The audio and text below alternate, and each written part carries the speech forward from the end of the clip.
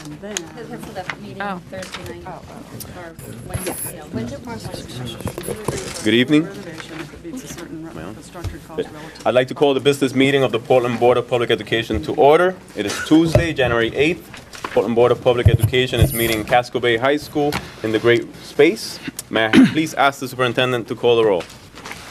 Yes, Mr. Chair. Mr. Atkinson, Here. Mr. Balfont, Here. Ms. Bondo, Présente. Ms. Figdor, Here. Ms. Davis, Here. Ms. Morioni, Here. Ms. Thompson, Here. Ms. Trevorrow, Here. Mr. Inabanza, Here. Mr. Norris, Here. Ms. Power-Rakowski, Mr. Samuntu, Mr. Abdirahman, Here. and Chair Rodriguez. Presente. Would everyone please rise for the Pledge of Allegiance? I pledge allegiance to the flag of the United States of America and to the republic for which it stands, one nation, under God, indivisible, with liberty and justice for all.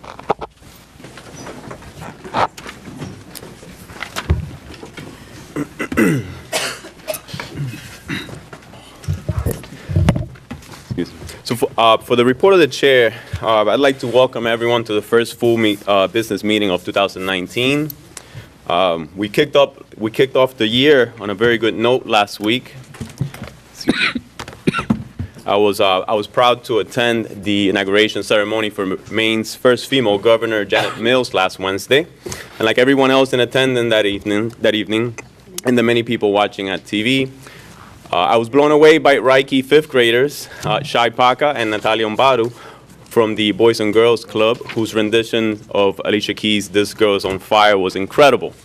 If you've not seen it, we've posted the video online. You have to check it out. We should be really proud of the way that they represented that night. And also, Casco Bay High School sophomore, Alain Iganareza, did an amazing job singing the national anthem. So again, Portland Public Schools was very well represented that night.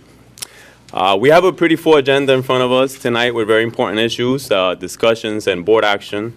I only want to take a few minutes to plug this month's Parent University event, Kids See Color, talking to kids about race. This is happening Saturday the 26th from 1 to 3 p.m. at East End Community School, and I hope I can see as many of you there as possible. I wanted to keep my remarks short today because, like I said, we have a full agenda with many items that I personally am looking forward to hearing the discussion, so I didn't want to take up anybody's time unnecessarily. So having said that, next we have the report of the students. Joseph is going to report on Casco Bay High School. Yeah. This one's always on. Is this on? All right. So Casco Bay High School has had a pretty busy 2 months or so.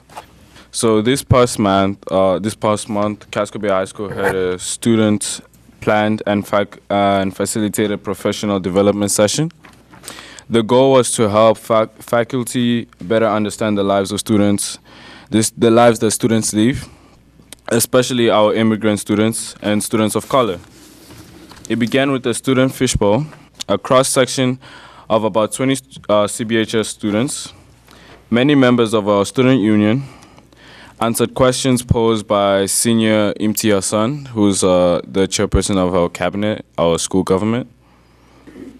Faculty sat around in a larger circle and just listened for 30 minutes as students spoke candidly on questions that ranged from what do you love about Casco Bay High School to where and when have you experienced injustice and inequalities at school. They range from students' frustrations at having their names or pronouns continually botched by staff to a request that our curriculum include more uplifting and announced tales of oppressed or marginalized people.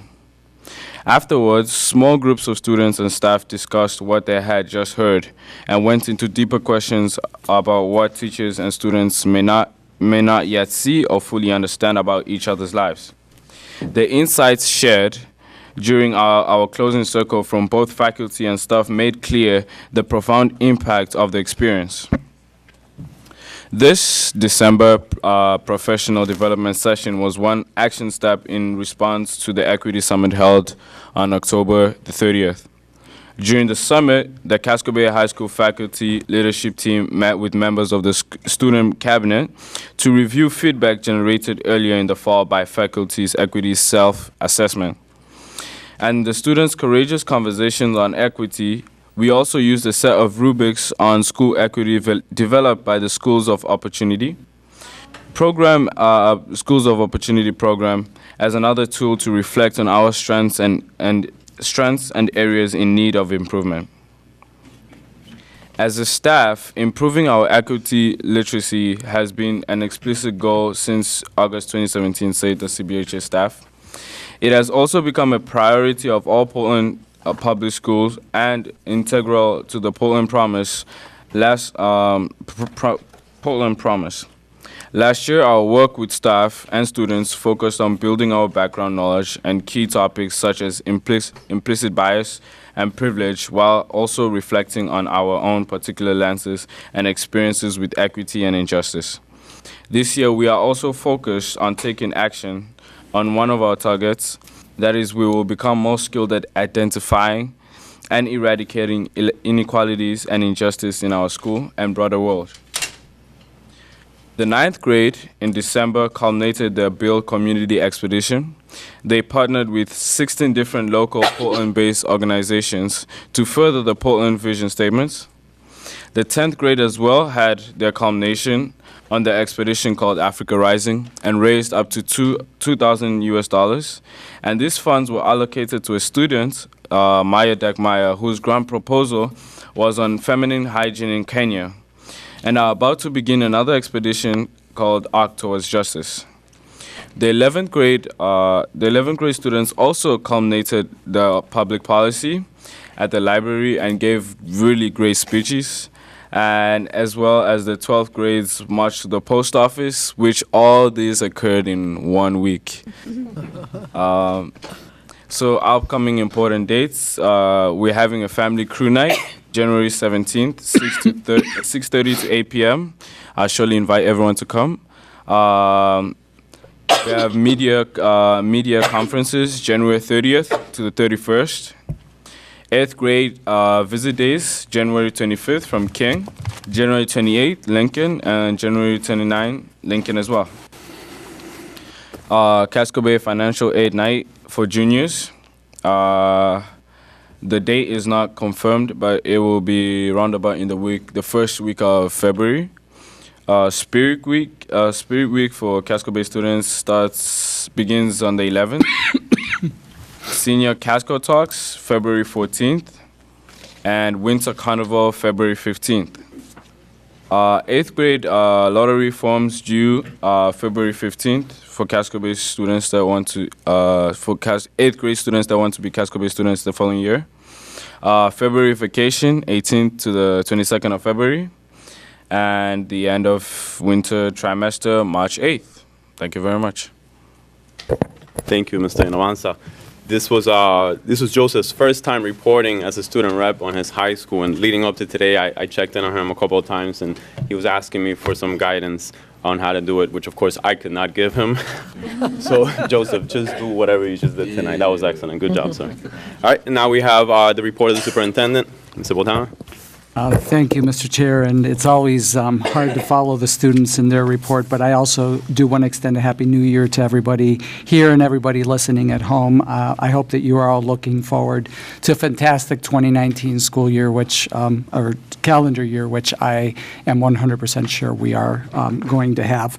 I don't want to repeat what Chair Rodriguez said, but again, I was just thrilled with the events that featured our amazingly talented students at last week's inauguration. I'm extremely hopeful that this new administration will usher in an era of strong support for public education, and clearly those first set of events validate the belief that that is what is actually going to happen. I'm very happy to report that the repairs to the water damage at our Bayside Learning Community have been completed, and our students were able to return home yesterday. I'm grateful to our facilities team, to Steve Stilfen and his crew. I'm also grateful to Portland High School Principal Sheila Jepson and East End Community School Principal Boyd Marley, as well as their staffs, for graciously hosting our displaced students. And I'm especially grateful to Bayside Learning Community Building Leader Christy Moran and the marvelous and flexible Bayside staff, students, and families for their resilience and patience during this entire ordeal. I had the opportunity yesterday to go down to Bayside and visit with the students and staff on their first day back, and I know that they were thrilled to be back in the building, but they also felt very honored and supported throughout that process. We're incredibly grateful to Portland High School and to East End for their welcome and their extended welcome and support throughout that month. So thank you to everybody on that. The Portland Public Schools is proud to introduce the new sporting event pass. If you are a Portland resident who is 60 or older, you can now get free admission to all Deering and Portland High School athletic events with that pass. Stop by the athletic director's office at either school to pick one up, and I would like to thank our athletic directors Mel Craig at Deering and Rob O'Leary at Portland High School for their aggressive pursuit of this program, which is modeled after a similar program that the city has. As we head into the budget, we have a lot of important work ahead. As you know, the Curriculum Committee is scheduled for the first of 3 workshops on our proposal for pre-kindergarten scale-up in Portland. That's scheduled for January 15th. Also, this week, we have the board's Finance Committee, which will meet on Thursday. Finally, the next meeting of the Enrollment and Facilities Study Commission is scheduled for January 14th at 6:30 p.m. in the Casco Bay Great Space. This session is the last in our background building phase and will feature the enrollment and demographics forecast for the district. We will also transition at this meeting, so this is next week's meeting, to the scenario building phase at that very same time. Commission Chair Peter Eglinton has asked members of the commission to begin to formulate possible efficiency configuration options based on the data building phase, so based on all of the data that we've been having access to over the past 3 meetings. We do have a workshop for the board that is scheduled on the enrollment and facility study work, and that will be at the January 22nd meeting. But if anyone in the public or anyone on the board is interested in following the work ahead of that date, and I know that many on the board have been integrally involved in all of that, but you can find the materials easily accessible on our website. There's a banner at the top that links directly to the commission materials, and that includes the recorded versions of all of those meetings. So if you missed one and you want to watch, thanks to Henry's great work, they're all up there for people to access. So that concludes my part of the report, but we are going to transition to a presentation on our MEA, on our Maine Educational Assessment presentation. So in a couple minutes, I'm going to ask Assistant Superintendent Malia Nally and our data manager, Jamie Kearney, to come up and brief you on our performance on MEA. I also want to point out that the State Department of Education was scheduled to release its new report cards yesterday, but due to feedback from the field about their platform, the release was delayed for a little bit. But as you know, in December, the Maine Educational Assessment scores were released, and those scores are the basis for several parts of the report card. So in their presentation, they will also touch on the report card so that you see the connection between the two. Before I turn it over to them, I want to provide a bit of context. We're going to share a lot of data, as we always do in these presentations, but it's important for me to frame what I believe is the overarching message from those data, and that is, not surprisingly, I think, that we will never, ever be the district that we aspire to be unless we can significantly impact the achievement gap, the achievement and the opportunity gap. And the data that you'll see today will again highlight that. Our Portland Promise is built on that understanding, and everything that you will see today underscores that knowledge. For the past 2 years, we have worked to direct our efforts and our resources in that direction. We have been able to make some marginal investments in things like social emotional learning programming, and you're going to see a wonderful presentation today about our youth development work, which we will feature prominently as a board focused on educational issues coming up. But as the data will show, we have a long way to go. As we head into the budget, we will continue to bring attention and advance strategies that we believe hold the key to closing those gaps. And with that, I would like to turn it over to Assistant Superintendent Malia Nally and Data Manager Jamie Kearney, and I believe Gail Cressy, our Director of Interventions, will also be joining that presentation. So, Malia, take it away. There we go. So like the superintendent just noted, our objectives for this evening are to give you all just a high-level update on the MEA results from the spring of last year for grades 3 through 8 and 11. Excuse me, and then to preview the format of the state report cards, which the superintendent mentioned are coming out soon, but we don't yet know the dates. So we'll talk a little bit more about what you can expect to see from those. One thing that I do want to note right before we jump into looking at some of this data is that I think it's really important that we put it in context. We're going to be looking at different comparisons, how our district looks relative to other districts and to the state. And when we're doing that, we're always trying to understand context, what's similar and different, and what meaning can we make from those comparisons. And so today's conversation does start to disaggregate the data a little bit, but not completely. And as I'll talk about at the very end, that's a lot of what our next step is around, which is looking really deeply at the school level and getting a more nuanced understanding as we unpack that data further. So today, again, you're going to be looking fairly high level. We'll do a little bit of disaggregation, but just wanted to remind us of that context. I also wanted to note that, this is not the only measure we care about, but it is something that we think is really important and that we take very seriously. In relation to the Portland Promise strategy, this data reflects less than 1 year of initial implementation on some of those strategies. So from an expectations perspective, as it relates to some of the recent strategies we've launched, we wouldn't expect to see outcomes in this data from anything specific from the Portland Promise per se. So I just wanted to note that. And then finally, a theme throughout this data and something that the superintendent just referred to is a look at the achievement gaps that we see between different groups of students. And I wanted to just note that we're going to use the term achievement gap to compare or to describe the comparisons between student groups. But we see these gaps, these achievement gaps, as the result of an opportunity gap. And so when we're talking about this, I just want to be clear that we don't think these achievement gaps are about the students. It's the impact of a difference in opportunities and a difference in barriers different students have to overcome. But for purposes of our language today, what we're showing you is achievement gaps. So I just wanted to make sure that that was clear. So with that being said, Jamie, you want to come on up? So Jamie and I are going to go through this together. Basically, Jamie's going to describe what we're looking at, and then I'll give you a few kind of comments as to what we make of it. And so we'll go that way. Okay. So kind of before we dig in, I just want to be clear on what the data is. Malia talked a little bit about it, but this data comes from the MEA assessments that are administered each spring at the schools in grades 3 through 8, and then the third year of high school, so generally 11th grade.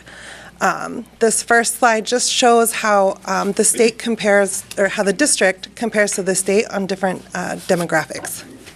Yeah, and so I think our, conclusion from this, which I think is very familiar to people here, is that as compared to the state overall, Portland Public Schools is significantly more diverse. We have a much higher percent of students of color in our district, a higher percent of students who are economically disadvantaged, a higher percent of students who are homeless, and in this particular year, just a slightly lower percent of students who are receiving special education services. So again, we're going to compare ourselves to the state, but we're looking at a comparison where our kind of demographic mix is quite different as compared to the state overall. So the next thing is just a really broad overview, looking at the measure kind of that the state uses as the percent of students who scored at or above state expectations. On the left, we have that score in ELA, English Language Arts. The state is in blue, and Portland Public Schools is in green. On the right, we have the math achievement scores. This is the first time where we can really start to get trends. So this was a new assessment in 2016. That was the baseline year. 2017, the state kind of had a little bit of a bump, and then last year it dropped off again.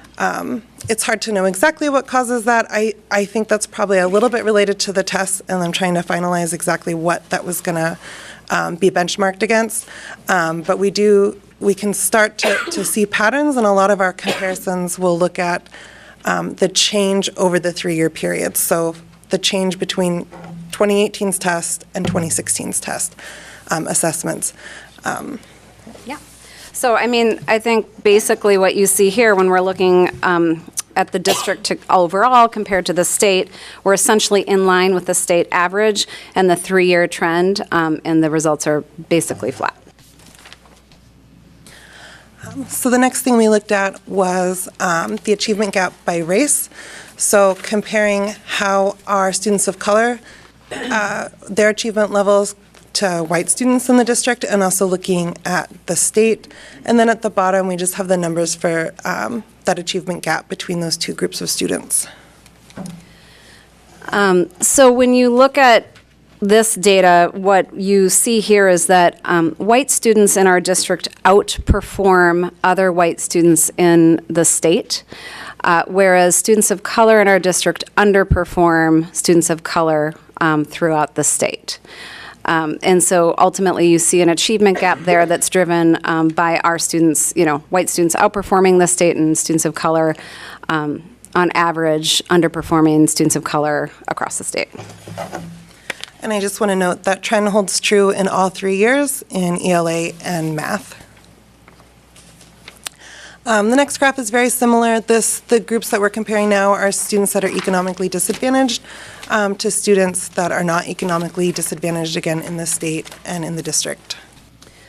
And so it's the same takeaway or the same headline here, which is that non-economically disadvantaged students in Portland outperform other non-economically disadvantaged students in the state, whereas students who are economically disadvantaged in Portland underperform other students who are economically disadvantaged in the state. So we started off by saying in aggregate, we're in line with state averages in terms of our performance.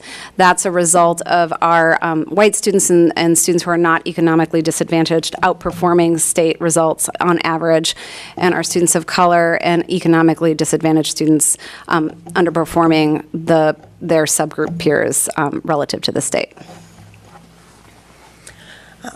So then we started to kind of drill down a little bit deeper and found some districts that it would make sense to kind of compare ourselves to.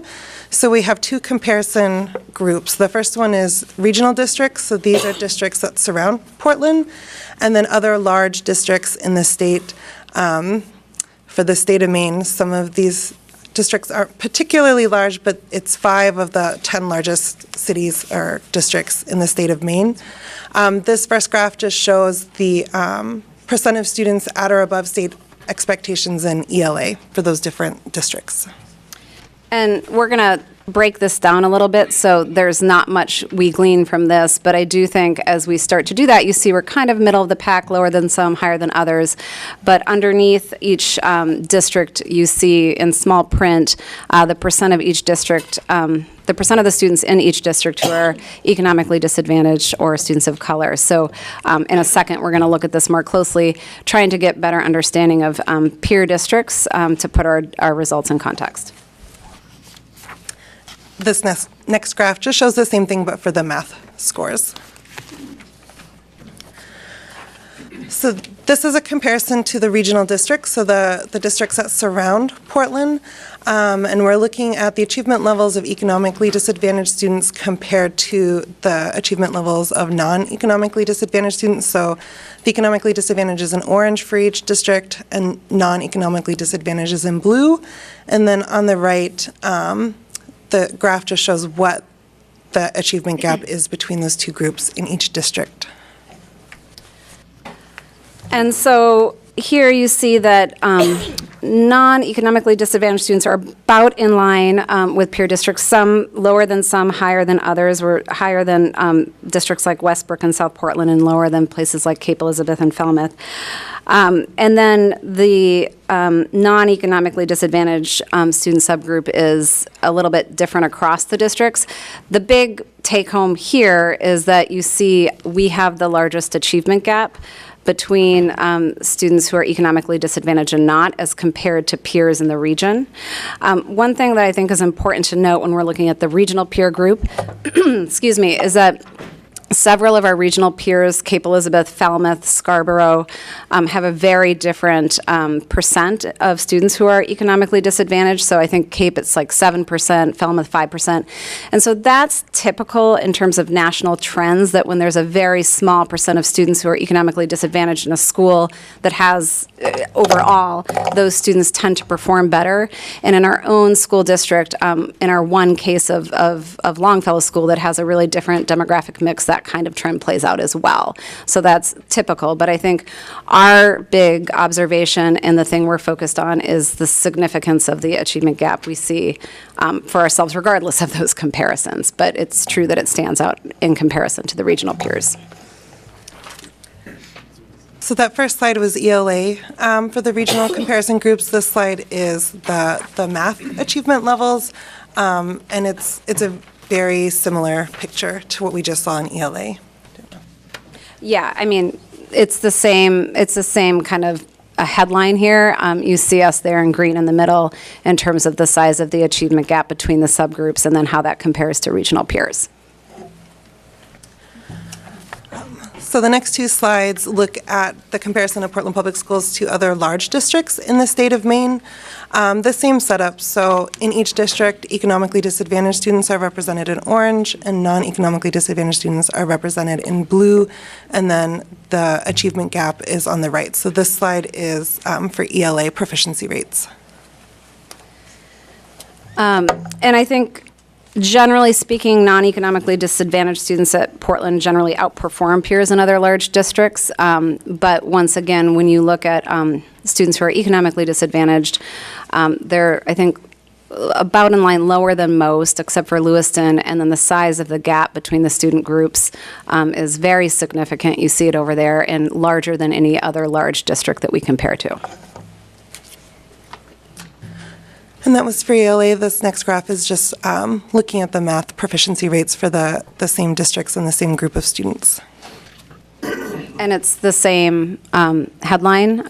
The same pattern holds true here in terms of our math outcomes.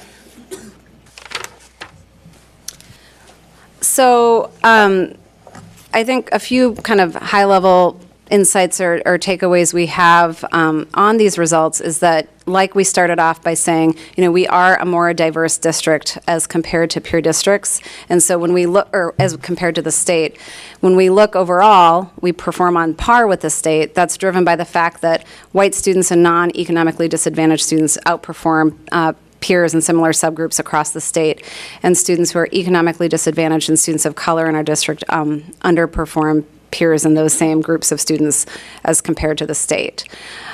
When we look at ourselves compared to peer districts, both regionally and other, larger districts within our state, the pattern holds true.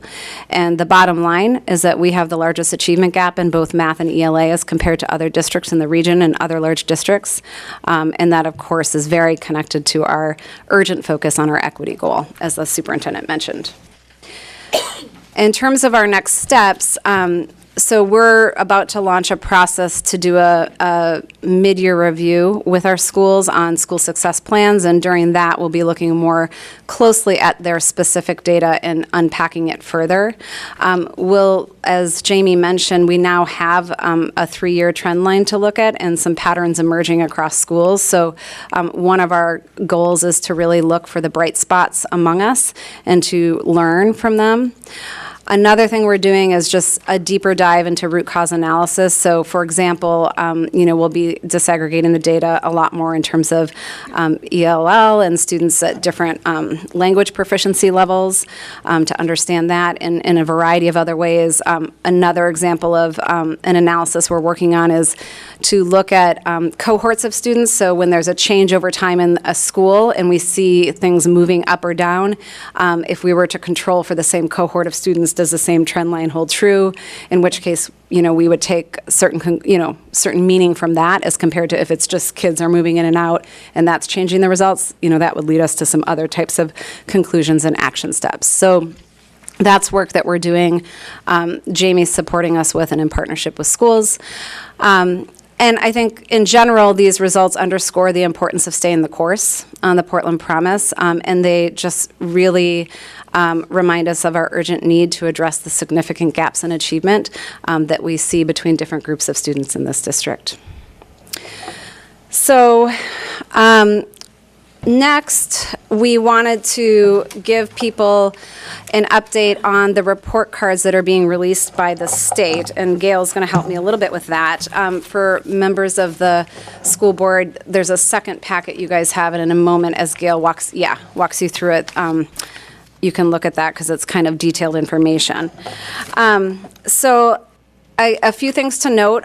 We don't know when this is coming out, but it will be released soon, and we'll find out from the state. The report card is something required under ESSA, and so all states have to do this if they're getting funds. The general purpose is to share data on a common set of metrics across districts and schools, so it's a transparency thing. The upshot, as we say here, is that the metrics are similar to those that we're tracking in terms of the Portland Promise.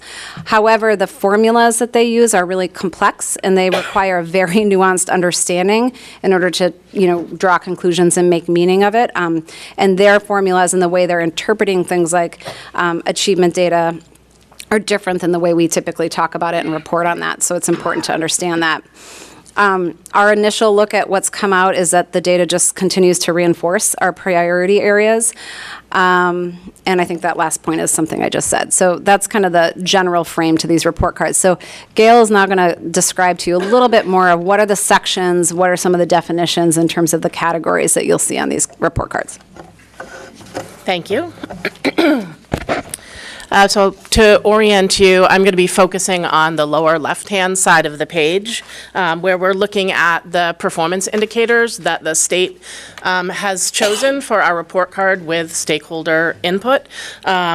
These are defined categorically by by the federal government. So the biggest change to what we're looking at in the lower left is chronic absenteeism. So we were required as a state to choose a quality school indicator, so a non-academic performance, something that wasn't the state test, but it had to be valid and reliable and common across all schools. And so the level of chronic absenteeism was chosen, and that's sort of the biggest change in this public release of data. To the right, this is an example actually of a high school report card, and so another metric that they're evaluating us on is the progress in English language proficiency for our English learners.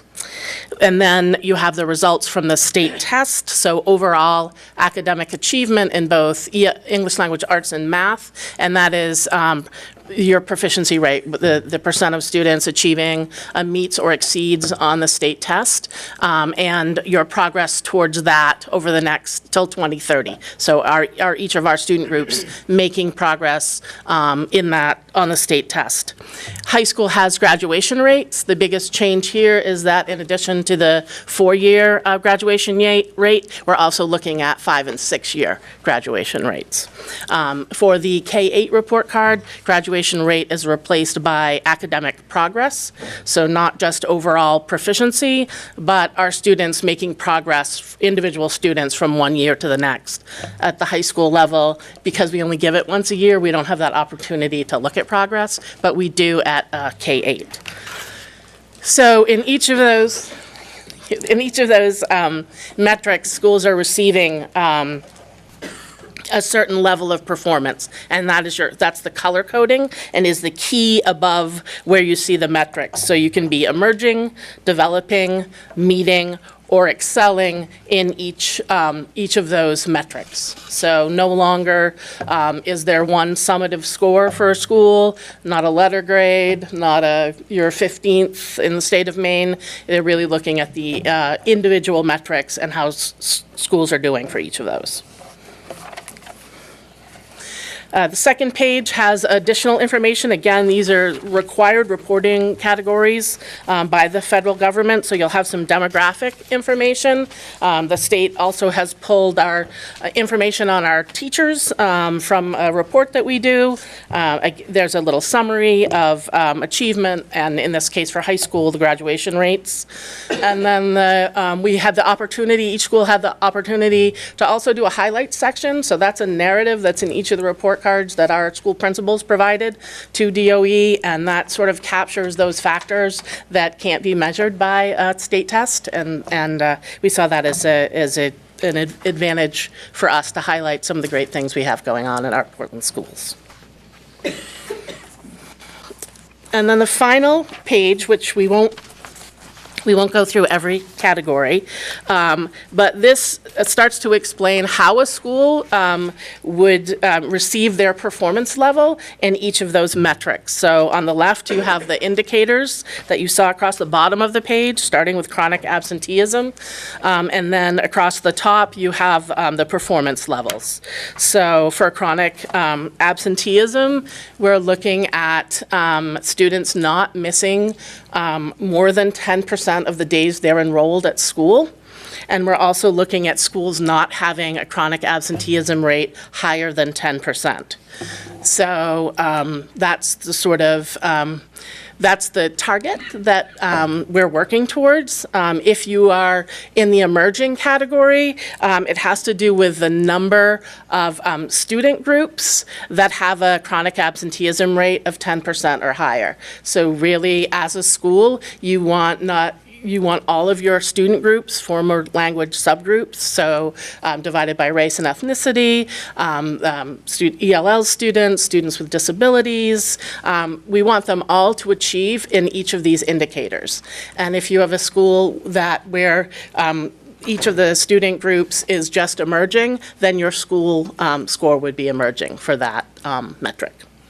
And then you can read across the top, that's how it goes. You're developing if you have one or more student groups. You're meeting if all of your student groups are meeting that standard, and you're excelling if you go above and beyond that. Okay. So I think in sum on this, we'll share once the state releases more information. When you're reviewing report cards that come out, make sure to orient yourself to these definitions. As you can hear from Gail's description, they're fairly nuanced. A school that has higher achievement overall, let's say in math, than another school could be lower in these categories because of the subgroup analysis. So it's just a caution to sort of make sure you're grounded in what you're looking at, because there's a lot of complexity and nuance there. Overall, like I mentioned, these general metrics, maybe not the way they're cut, but the sort of big things they're focused on in terms of achievement, growth, academic, graduation, and chronic absenteeism are things that we're very focused on and are connected to our Portland Promise metrics. And again, these reports, our preliminary look just further illuminates the same takeaways we talked about with the achievement results a moment ago. And so there isn't anything surprising in these, just because the stuff that they're looking at are the kinds of things that we're looking at ourselves ongoing in the work that we do. So that's the update. Are we doing any questions, Superintendent? Okay. Yeah, I'm sorry, yes, Ms. Morioni. Thank you, Malia. I guess my question around this data is, having seen this year after year, for the board and for the community, how often can we be thinking of getting updates? In other words, is this now, I mean, I know that this is going to be done annually, this is done annually, but in terms of board sort of check-in, is it going to be through curriculum committee that we can take another look, kind of 6 months in, or just so we know we're not waiting year after year and then seeing, honestly, kind of similar outcomes. So just wondering how we can make sure that we are following along and seeing progress of hope. Yeah, so you're interested in seeing our interim benchmarks that we're looking Yeah.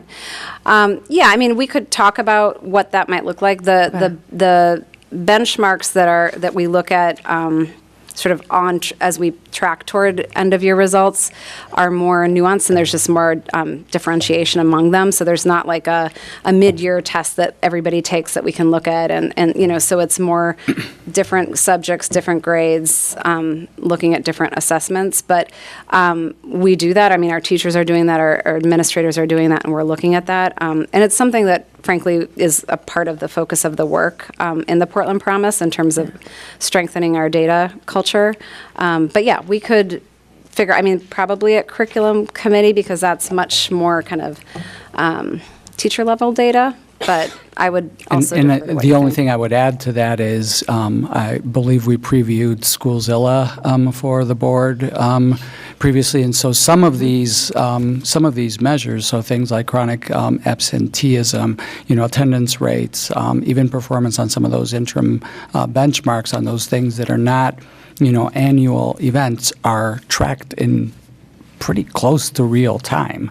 Yeah. So you have access to that information and can, if you want to wake up and know how is chronic absenteeism at Deering, you can find that out. So I think that we do have those types of data available, and we have heard the concern from the board about wanting to have more timely information, and these sort of summative assessments are just that. They happen once a year, and you get that information. But I think that being able to look at those opportunity gaps and gaps in day-to-day performance is also available. Yeah, I just think, again, when we can talk about it amongst the curriculum committee and ways to kind of check in and when that might be appropriate, and not necessarily tied to these report cards per se, but again, just checking in on data to Yeah. help us understand, so we don't just have to wait Yeah. once a year. Yeah, thank you. Ms. Bondo. Yes, you just mentioned about the really that I'm so concerned and so troubling is about the maths and the percentage on the disadvantaged students, the 18%. Even though you mentioned about, then we need to analyze some of the issue behind those numbers. But I think, can we just have some of the reason specific is about the testing, is about the language related, with anything then you been already seeing really impacting that kind of categories of students, because this is so unbelievable low, then any parents can accept that. Then be in the same school, then having a different student cannot really perform the way it's supposed to be. And then we keep analyzing the same issues. So I just want to understand if something may already coming relevant about what's going on, about those students to be so low, if it's about the curriculum, the testing, or the language related. Yeah, I mean, I'll say a couple things and you can jump in. I think, I do think, like I mentioned, we want to further disaggregate the data. So, for example, in our case in Portland, many of the students of color are also students who are English language learners. And so we want to look at it in terms of English language levels, because once students are here for a year, they take the test. So, you might be correct level 1 or 2 in your English language acquisition and still take the test. And so, that's not really a very realistic expectation if you're just barely learning English. However, it's, I think what I want to be careful about is that we don't fully explain away, these gaps in some of these lower areas by, oh, it's this thing about our student, or it's that thing. I think our orientation to this data is to understand that, and then to really think about what's within our control as the educators that we can do differently, because we do know, and this is part of why we compare ourselves to other schools, districts, and other places, that it is possible very much for all of our students to achieve at high levels. I mean, that is our first foundational learning belief, and we have evidence of that when we look, at other other peers that are working with kids who have similar backgrounds and some of the similar barriers some of our students have. So there's a balance there that I think is important to name.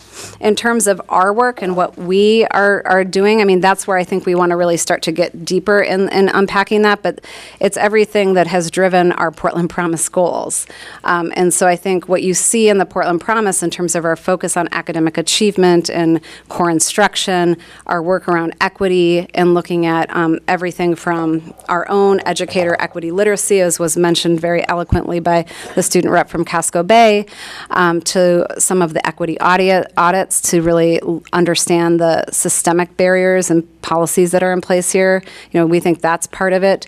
Our whole student goal, we know that we need to really think carefully and systemically about multi-tiered systems of support for students around behavior and social emotional learning.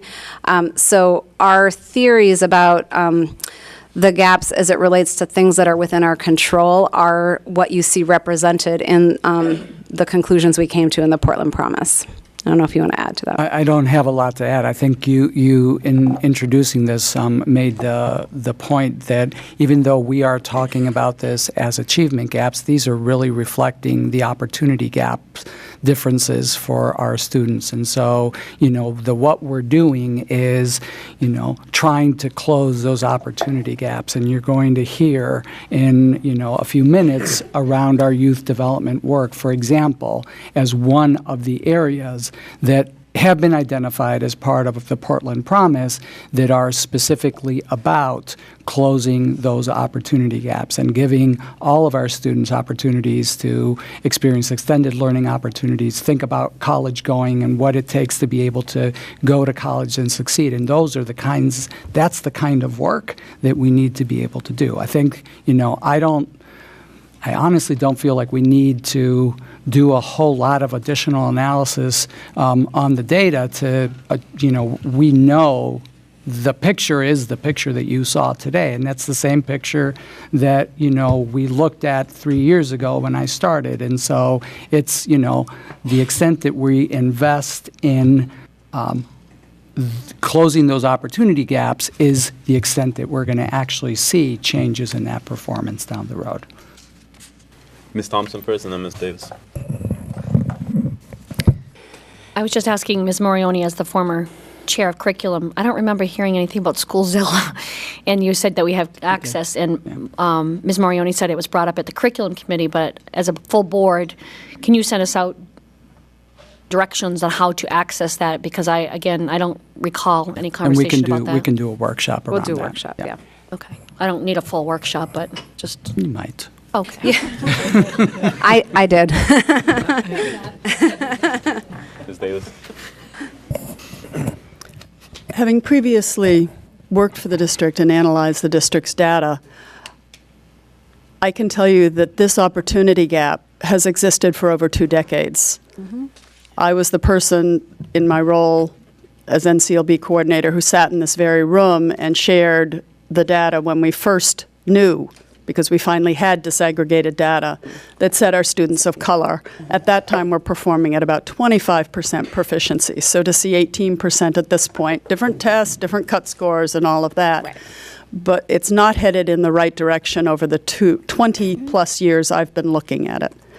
And that is not because staff were not concerned, that staff did not talk and study and think and look and work hard. So part of what I really have to say is that that is not okay. Mm-hmm. It is wrong. And we must do more than we are currently doing to change this, because to see, sitting in the same room 20 years later, that our economically disadvantaged students and our students of color underperform their potential for decades is simply unacceptable for us as a board and for us as a community. We are not fulfilling the charge that we have to make sure that everyone in Portland is able to really live up to their potential. So I ask staff and board, we must really take this seriously, and we must make this move. It hasn't moved up to now. In fact, it's sliding back in math, which is incredibly distressing. So we have got to make it move. We also have, I have data for you that we got to do a grant. Oftentimes I think, and I asked this question because I was interested in the overlap between ELL and economically disadvantaged. And the answer that the data showed at that point in time is that the performance of economically disadvantaged is not an issue of ELL, that there actually was much less overlap than I'd anticipated. So there's a tendency to go, well, students don't understand English. No, these are students who have lived in economically disadvantaged circumstances. English language is not the issue, it is poverty. And we need to start as a board and as staff to really say that loudly, clearly to policymakers in our city and in our state and in our nation that we must change this. We must put more resources behind it, and we must change it. I would say that actually disaggregating the data more fully and more nuanced can be helpful, because otherwise it's easy to sort of go in directions and think, oh, it's this, it's that, to have an idea that may indeed not be accurate. Doing some cohort analysis that actually tells us, because I know that, I also know when you do that and you look from year to year, you can sometimes see that actually our students, the same students when tested at different points in their academic career with us, may not be as proficient as they were. By high school, they are less proficient than they were in 8th grade and less proficient than they were in 3rd grade. Again, not acceptable. We need to really pull that apart and as was said, get to the root causes. What's going on? What can we do about it? And if it's not within our control and our purview, how can we work with our community partners to make a difference and make a change? So thank you for bringing it to us. We need to see this. We need to not just put it in our notebooks and kind of move on, because for 20 years it hasn't moved. We've got to move this. Yeah, I really appreciate that comment and welcome the accountability and the urgency from the full board and the community. I think that that's very appropriate, that there is a sense of urgency and accountability that we do something. And I very much know that we have incredibly smart, talented teachers who are working very, very hard. And so we're looking at what is the strategy. And one thing in particular, which is why we come back to the Portland Promise, is that we have to see it through. Coming here, there's been quite a bit of transition, and so you start a strategy, you drop a strategy, you start a so I would just say that's one thing, too, to your question, too, what's going on, what do we think? I would say committing to seeing what we've started to launch through and fully doing it is critical, because we have the talent in this district, I know, to do this, and I know obviously it's possible in terms of what our students can achieve.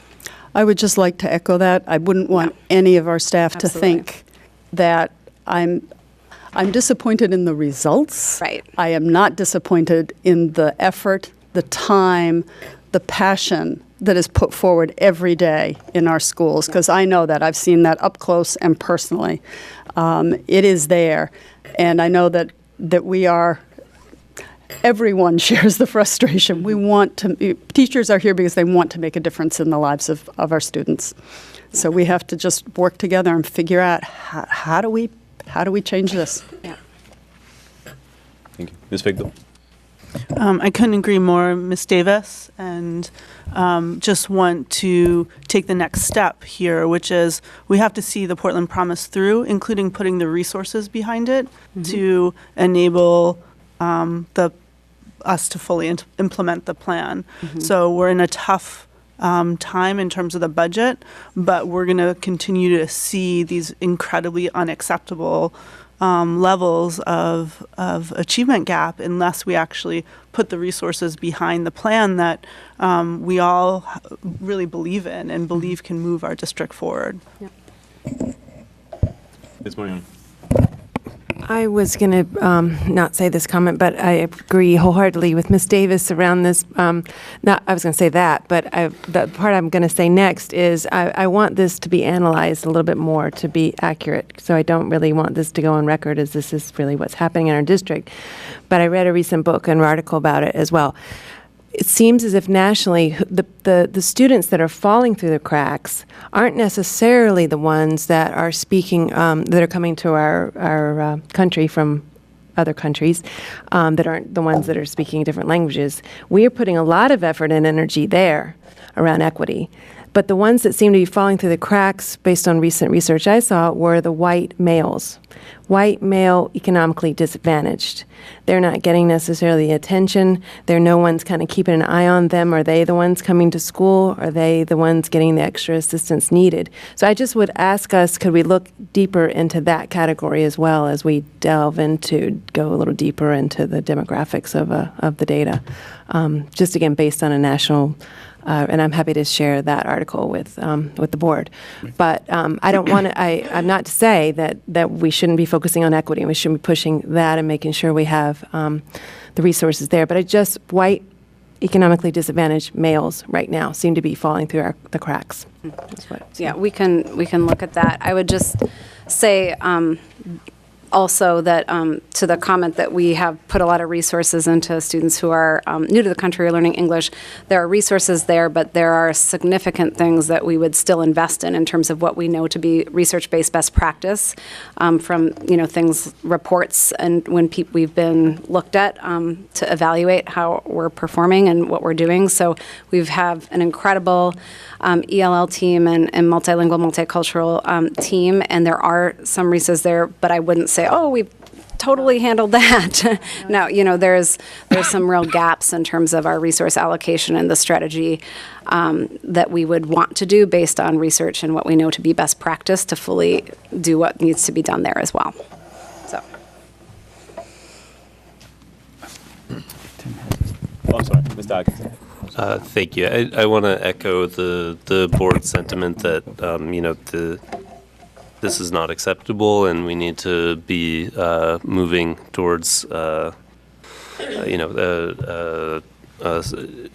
closing this gap. I guess one thing that I want to just point out is that I don't think that there is a shared understanding of where this is in the community. I think. Through the course of this year, we've been talking a lot about some changes that we are considering and are being considered as a part of the facilities and capacity study. And I think there's still the sentiment out in the community wondering, why are we changing things? Aren't things great? In the Portland Public Schools, I even heard some parents saying things like, if it's not broken, then don't fix it. And I think, this presentation shows very clearly that, there is something that's not working and that we need to make some changes to get ourselves into a more acceptable situation. So thank you for the presentation. Just very quickly, I would like to thank Jamie, Malia, and Gail for their presentation. This was outstanding work. I also want to recognize Mustafa Rastanpour, our Director of Data. We are really committed to stepping up our data game, and I think a lot of the questions that you asked today are things that, a little while back I would be much more concerned about our ability to respond to. Jamie has been with us for a very short while, but as you saw today, and you will see in some of the subsequent follow-up, that she brings a really strong knack for understanding what's the essence of the data and helping to visualize it in ways that help to make the point. So, Jamie, we're really glad you're a part of the team. Gail, I'm really surprised you did not make us recite every single one of those boxes. That's what you did to me, so I was expecting you would do it to everybody else. But this was great, so thank you, Malia and team. Thank you. Wait, Malia, just 1 second, because I wanted to say a few things. of course, I wanted to thank you and She's the used team. to me having the last I word. know. Actually, I'm used to having the last word, but. I let him skip in line today. So I also wanted to thank you and the staff for the presentation, and I wanted to just say that, these issues of the achievement gap and opportunity gap are, and I've told you this before, a strong reason why I decided to run for the school board and why I'm here every meeting. These are the things that move me. These are the things that make me want to show up to these meetings. And the reason I say that, the reason I bring that up is as part of our Portland Promise, our equity goal asked us to look at any systemic or ongoing inequities that we can get rid of. And I think that as a school board, we need to operate recognizing the system in which we are working. And that is that we need to acknowledge that on the very first day that a student shows up to our schools, whether it's pre-kindergarten, kindergarten, or any other time, the moment they walk through those doors, based on the color of their skin, we can determine with a really good percentage of accuracy how they're going to perform in our schools, just because of the color of their skin. Now, every other factor that plays a role in their achievement, whether it be economics, whether it be language, anything else, I'm sure that's important as well. But again, the fact that the color of their skin can determine how they're going to achieve in our schools, that is a systemic problem. And you're right, it's not fair for us to walk into a classroom and blame a person, be it a teacher, be it a parent, be it a friend. No, it is a systemic problem. And that's what this board is charged by doing. Putting policies in place, procedures in place, recognizing the people that work with our students when we talk about their contracts and their salaries, talking to our constituents so that they do understand what's going on in our schools, and we don't get it worked for me when I went through school comments, because we all know that what's going on in our schools today is not what was going on when we went to school. And I can say that whether it's me, who I'm about to turn 40, or a young man who just got out of high school. Yes, I'm about to turn 40. Or a young man who's just about to enter college and went through our school system a few years ago. You can see that these are systemic problems, and that's what we're here to work. So again, thank you so much for the information. I hope next year when we get the information, we see those bars a little bit differently aligned. Thank you. Thank you. Next, for our report of the secretary, we noticed that the minutes for the December 18th meeting were not posted online, so I'm going to ask that we move this item to our next meeting on the 22nd, and that we do have an opportunity to review them and then approve them at that time. And then, yes, Ms. Thompson. Oh, yes, I'm sorry. Ms. Thompson wanted to make an announcement. Not an announcement per se. I just wanted to, because we don't have report of the committees, I just wanted to remind people that Thursday, on the 10th, which is this Thursday at 6 o'clock, the LISETH Building Level Advisory Committee will be meeting with our Harriman architects to get an update on the design. Excuse me.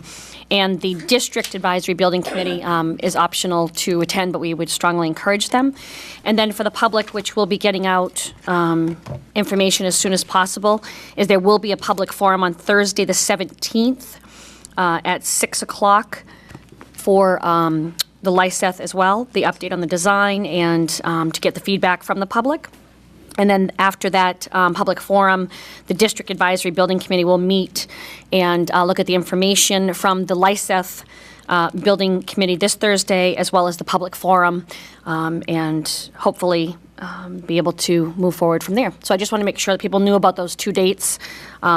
They're really important dates coming up for moving the information to LISETH. Thank you for giving me the time. Absolutely, I appreciate it. There's so much of this committee's work going on, so every time we have an opportunity to bring them out there and clarify it, I think it's valuable. Next on our consent items, would the superintendent please speak on the item? Yes, and let me just point out that you don't look a day over 39. Under Board Policy KCD, the school board accepts by unanimous consent contributions made to the school district. As required by that policy, all the donations are listed in the board memo accompanying this item. As has been the practice, each donor will receive a written contribution acknowledgement expressing our heartfelt gratitude, as well as for their tax purposes.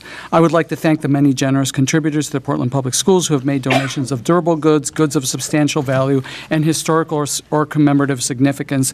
And the contributors for this meeting are Riverton Elementary School received 50 pairs of hand-knit mittens for students from Joan Steinberg of Scarborough, Christmas gifts for students in hand-knit hats from the Portland Eagles of Portland, and coat hats and mittens from St. Vincent de Paul Soup Kitchen, also from Portland. Ocean Avenue Elementary School received pencils and dry erase markers from Connie Gurney of Gorham, socks, boots, snow pants, jackets, gloves, and hats from Jody Halliday and Bill Kowalczyk of Peaks Island, and approximately 25 pairs of ski gloves and mittens from Christine Jenkinson of Portland. And finally, Reiki Elementary School received winter snow pants, jacket, as opposed to summer snow pants, jackets, mittens, as well as monetary donations to help purchase winter clothing from the Center for International Educational Exchange of Portland. And so we'd like to thank all of the contributors for their generosity. Summer snow pants, that's like swimsuits. Just I grew up me in all of a Florida. sudden, I know about that. summer snow pants. All right. So next, for the board focus on educational items, we have two workshops. First, we have the focus on the youth development work presentation and discussion, and I think is Grace Valenzuela presenting. Yeah, and let me just tee it up a little bit. And Grace is going to lead this outstanding presentation. As we noted earlier, one of the key investments that we have prioritized in the past couple of years is our investment in youth development. Youth development refers to the actions and programs that provide students with opportunities and support that builds their profile with an eye to the future. As such, youth development is central to our goal of graduating students who are prepared and empowered for the next stage of their educational journey. It is also integrally connected to the whole student goal and our efforts to level the playing field for all students that's enshrined in our equity goal. And I think you saw from this presentation why this work is so incredibly important. Now, I want to point out that we've done a great deal as a district in this area for a long time. All of our counseling investment at the secondary level is focused on this type of activity. The Portland Mentoring Alliance has been in this business for 20-plus years. Make It Happen has been around for 10-plus years, and we've been providing extended learning opportunities at our high schools since the start of the Nellie Mae Grant approximately 8 years ago. What we've done differently as part of the Portland Promise beginning this year is to bring all of these efforts under one banner of youth development. We're doing this to promote coordination, to create synergies, and to prevent duplication and competition. I've asked Grace Valenzuela, in her role as Director of Community Partnerships, to lead this work. Grace, beyond her role as leading community partners for the district, as you probably know, are you the mother, the grandmother of Make It Happen? Okay, the mother of Make It Happen, and she created it as a way to ensure that our high potential, to ensure that our high potential immigrant students had a support system to realize their full potential. So she's done this work on the ground, and now she's leading it at the district level. So I'm going to turn this over to Grace, the grandmother of Make It Happen, to lead us through this update on our work. Oh my God.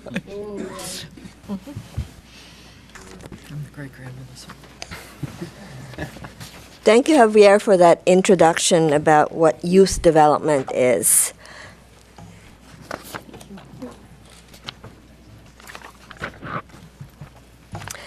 So I just want to bring us back to what Javier talked about, whole student goal under the Portland Promise. So all Portland Public Schools students will develop the skills, habits, and mindsets they need to engage in and contribute to our diversity and ever-changing world.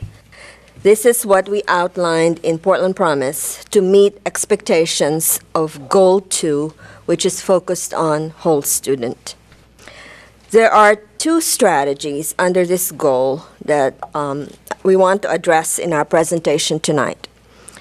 The first strategy is to ensure that students have meaningful connection to a caring adult, And the second is to ensure that students have access to opportunities that expand their learning in collaboration with community partners. And to implement these strategies, the district put together various programs under the umbrella of youth development with the explicit purpose of having a coordinated, deliberate, targeted, and concerted effort to advance learning experiences and opportunities for students and to facilitate their potential to become compassionate and contributing citizens in their local and global communities. There are a number of districts, cities, and even states with youth development programs. It is an approach of working with our youth that recognizes their diverse talents, strengths, and abilities, and to find connections and opportunities for students to nurture and advance domains of development, whether academic, civic, social, emotional, physical, etc., and in the process become, and this is the important key, become active agents of their own growth and development. So there are 3 programs under youth development: extended learning opportunities, ELOs for short, Make It Happen, and mentoring. For this presentation, we will have each program talk about what they do and the impact of their work with the students they serve.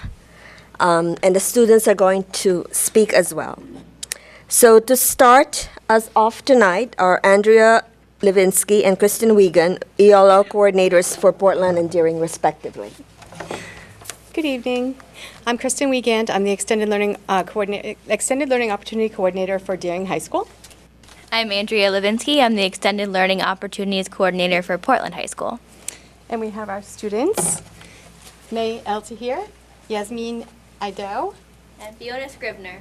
and you'll be hearing from them very shortly. Okay, I got it. ELOs are provided through Goal 2 of the Portland Promise, through ensuring all students have the access to expanded learning opportunities, just like we had been speaking about tonight.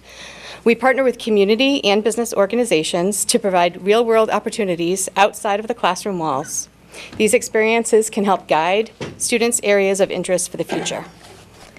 So I'm going to talk a little bit about what I do at Portland High School for extended learning opportunities. So it starts in 9th grade with mock job interviews, which the entire class takes part in.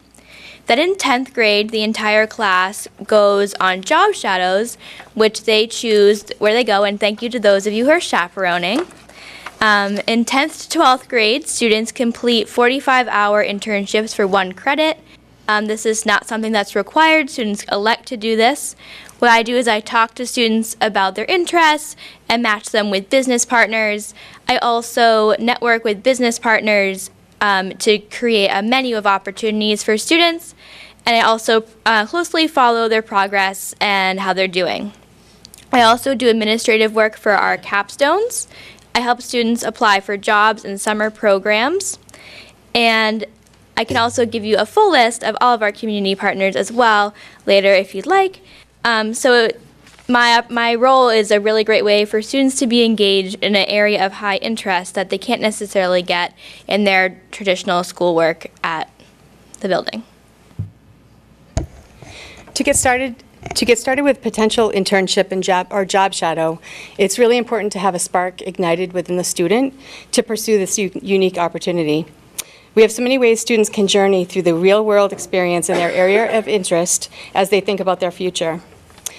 One way to introduce the variety of fields is to have students, for our students, is to invite our community partners into the school to hold workshops or informational sessions during our WIN block.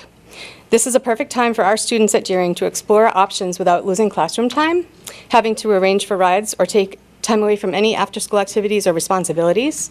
And this also allows for our connections to the community to be fostered to develop strong bonds between the schools and the community.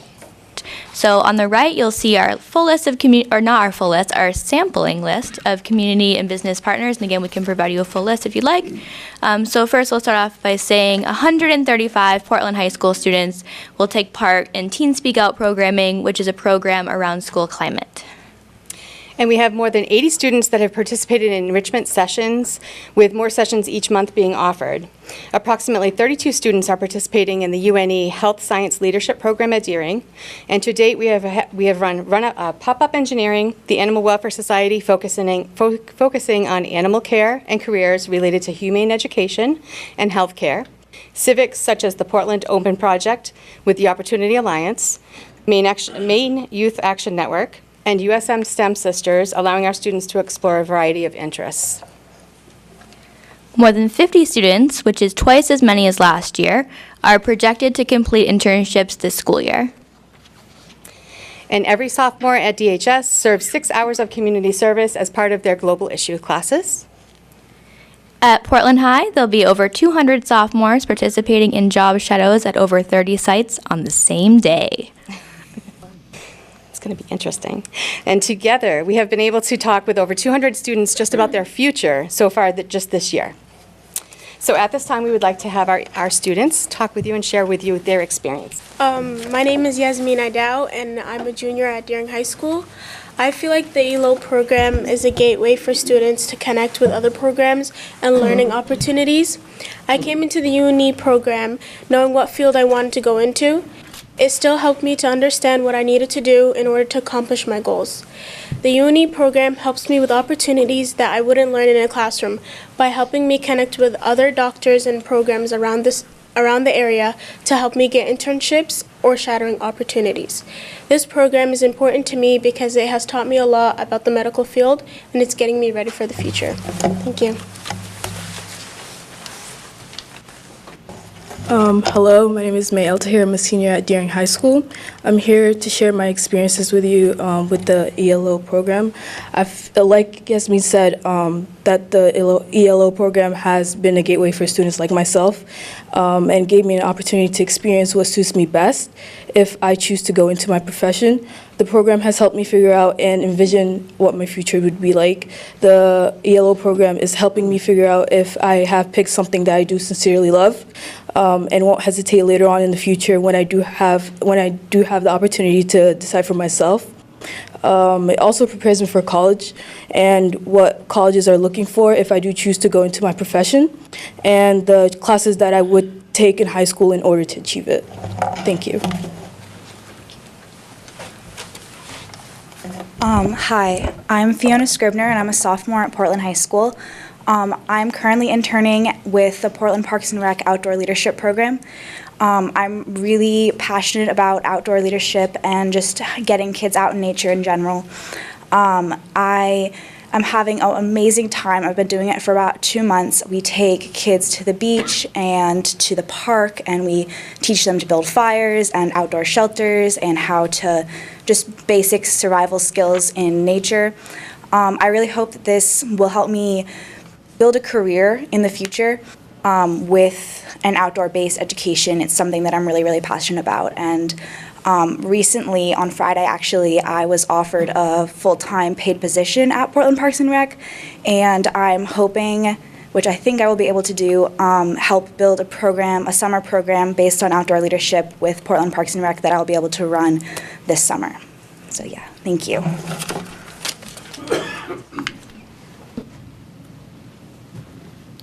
And now we're going to have Tim Cronin, who is the director of Make It Happen.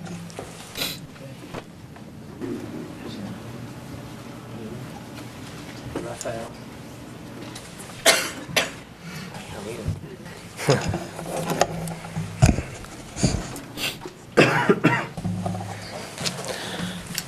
Okay, thank you so much for having us tonight. Again, my name is Tim Cronin, and in case I don't know you, I'm the director of a program called Make It Happen. And I'd like to introduce you to 3 of our great students here, and this is Umal Omar from Casco Bay. Oh, sorry. Umal Omar from Casco Bay. We have Amy Asaro from Deering High School, and Raphael Brisson from Portland High School. So thank you so much for having us. I wanted to take a minute to explain why I believe the Make It Happen program is an X factor in leveling the playing field that we're talking about here tonight. I think it's oddly very appropriate that we're here because of that in-depth conversation, and I very much appreciate the comments that we heard tonight, and I clearly feel that we have a massive investment here on the part of the school board and the superintendent. As you may know, Make It Happen is an academic support and college readiness program for multilingual students at Portland's 3 high schools. Many of our students and families come from all over the world, and many of them face and navigate language, educational, and cultural barriers. I strongly believe that Make It Happen, our site coordinators who are behind me, our partners, and many of our volunteers help our students and really are that X factor, the unknown of what can make a kid persevere and work hard, and really navigate well and overcome these barriers that we're talking about here. Those bars, when I see them, I'm crushed, to tell you the truth, and I definitely want to hammer them down, or up, sorry. And in turn, I think that our families, so to speak, our site coordinators, partners, and volunteers, they help our students to excel, but ultimately it's the kids who are excelling with respect to their academic, civic, professional, and personal lives.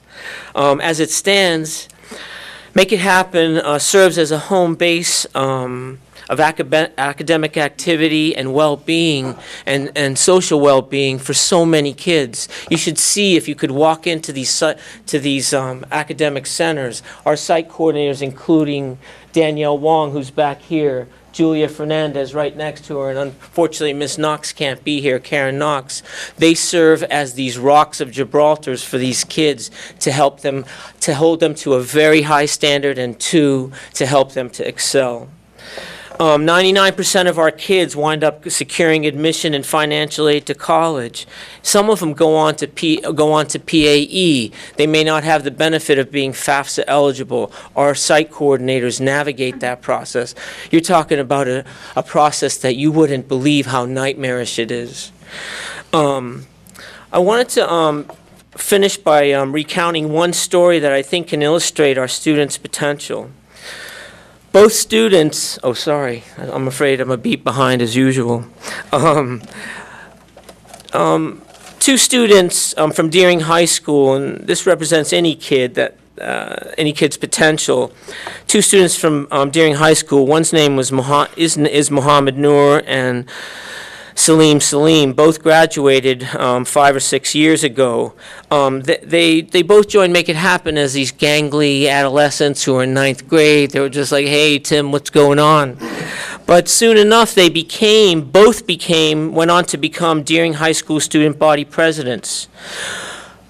Both secured admission through their incredibly hard work and perseverance, but importantly, the presence of our site coordinators and all those people we just talked about. They not only secured admission, but they secured full financial aid from Bowdoin College. It takes a lot to navigate all that stuff. Salim served as the vice president of student affairs at Bowdoin. Mohammed he just came back from Turkey and now is a junior at Bowdoin. Mohammed Noor currently serves as the student government president at Bowdoin. And now, both, right now, serve to exercise, if you ask me, considerable influence at Bowdoin to level the playing field we're talking about right here. So, and I wanted to back it up with some solid backup here, and I'm going to turn it over to Umal Omar and her counterparts. And Umal, again, is from Casco Bay. Hi. So I'm a senior at Casco Bay, and I've been part of Make It Happen for 4 years now. And it was basically one of the first programs or things I joined when I first arrived to the U.S. and started going to U.S. schools. And I think it really helped me learn English and get to know other kids.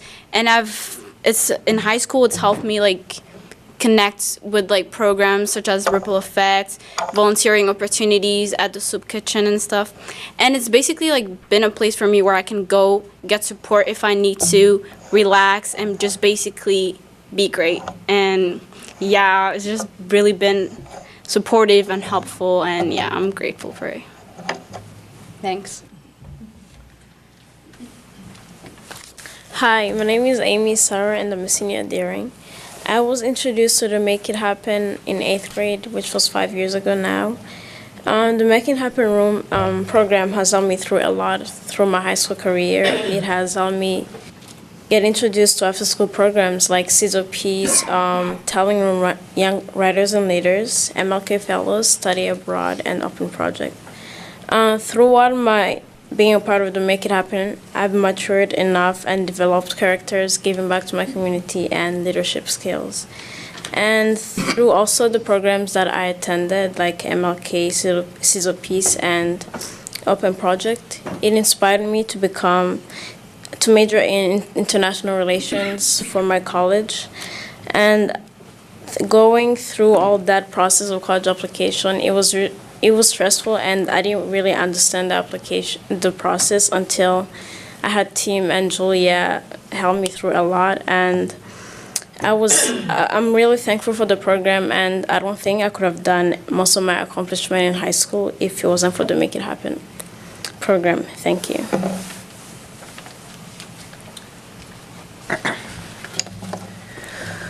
My name is Raphael, and I'm currently a sophomore at Portland High School. I first was offered the opportunity to join MIH halfway through my freshman year. Since then, I've gotten involved in accomplished activities that I never thought I would get to do in high school by myself. It's honestly one of the best decisions that I've made for myself in my high school career. Through the following programs: Upward Bound, Cultivating Community, Ripple Effect Bolt, volunteering at the Pebble Street Soup Kitchen, I've gained skills in leadership, problem solving, cooking, safety, and much more to prepare me for the career path that I choose to take upon in college. MIH has also helped me on staying on top of my schoolwork with the help of Miss Wong and grades, and aided me in subjects and topics that I find difficulty and or struggle with. I can't wait to see what more I get to experience with this program by my side. Thank you. So the next program is mentoring program. So we have Roy, and unfortunately Asia is not feeling well today, so we have Sheila in her place. Hello, my name is Roy Chatterjee, and I'm the mentoring coordinator at Deering High School. And this is a fairly new program to the school district. And so what I'm going to do, and Sheila's going to talk after me, I'll first talk about the Deering program. So the key to the mentoring programs is building relationships between the mentor and the mentee, and that's the key part of it. And at Deering, all the programs are student-based and student-driven. So the core program that we have at Deering is seniors who are mentors to freshmen. And that program this year has grown to 145 students, 74 pairs of students that are mentoring. And what I wanted to address specifically about the mentoring relationship is the development of student voice and the use of student voice. And I see the student voice, and what we work on through the various phases of the mentoring relationship with students is the discovery of your voice, the developing voice, and then the leadership voice, and taking responsibility for one's own education. And in terms of addressing the very difficult conversation that we were having earlier about opportunity gap and achievement gap, one of the things that's happening at Deering High School is in this student group that's in the mentoring program. It's very diverse. It has a lot of different levels of income, different levels of opportunity, some really high achieving students as well as some students who are really struggling. And it's just really fascinating to see that the work that they do together has a huge impact on their sense of empowerment and their sense of feeling an opportunity to be prepared, that it really, as they work together, they meet once a week throughout the school year. And I'm very careful about making sure that students actually do meet on their scheduled time, which is a challenge in and of itself. But on the other hand, they increasingly want to meet, and as the year goes on, they meet at different times other than their scheduled time, which is really interesting. And it's just extremely rewarding to hear about the different students' experiences as they go through their time together. As a component, and in addition to primarily we concentrate on habits of work and learning and social and emotional learning. Those are the core components of what the students work on, and those are the goals that we set within the programs. What I wanted to point out this year, in addition to the Deering Senior Mentoring Freshman Program, we now have a UNE Deering program where UNE students and St. Joseph's College students are mentoring 20 US DHS sophomores, which is really exciting. So actually several of the students who were having a senior mentor last year who are freshmen now have as sophomores, they have a graduate student from UNE or a college student from St. Joseph's as a mentor. And the idea of that is to sort of start to work with the sophomores to get a sense of thinking about positioning themselves to be college ready, like, it's coming, and so just to hear about from the college students what their experience is like. And so once again, the stress of these programs is the student relationship and developing student voice and giving students the opportunity to say, wait, what do I want out of education? What's in it from, taking the responsibility for one's own education is the core piece. At Lincoln Middle School, we have the Lincoln Mentoring Group, where 8th graders are mentoring 6th graders, and they meet once a week in a structured setting. Each one of these is structured in different ways. In the middle school, students are very much still trying to discover their student voice, and so this is really about empowering students. And then again, a brand new program is the Lincoln Longfellow program, which is 7th graders mentoring 4th and 5th graders. And that's a movement mentoring. It's what we're referring to. It's an after-school physical activity program that is being run by a very kind volunteer, Jill McMahon, in the neighborhood. And so that's a really fun new addition. To tell you a little bit of a history story about this is that my school board member, Marnie Marioni, 5 years ago, I identified and said, hey, I met with her. She was kind to meet with me. And I said, so, we have this incredible situation here on Stevens Avenue where we have all these schools going from graduate school all the way down to elementary school. Wouldn't it be neat if we had a mentoring relationship with the students to engage with one another throughout those, from Longfellow all the way to UNE.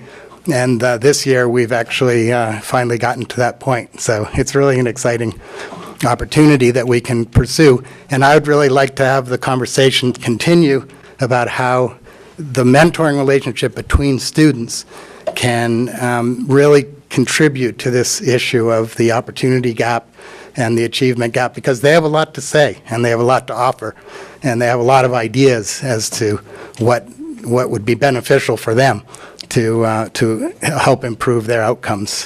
Thank you. And then I'd like to, go ahead.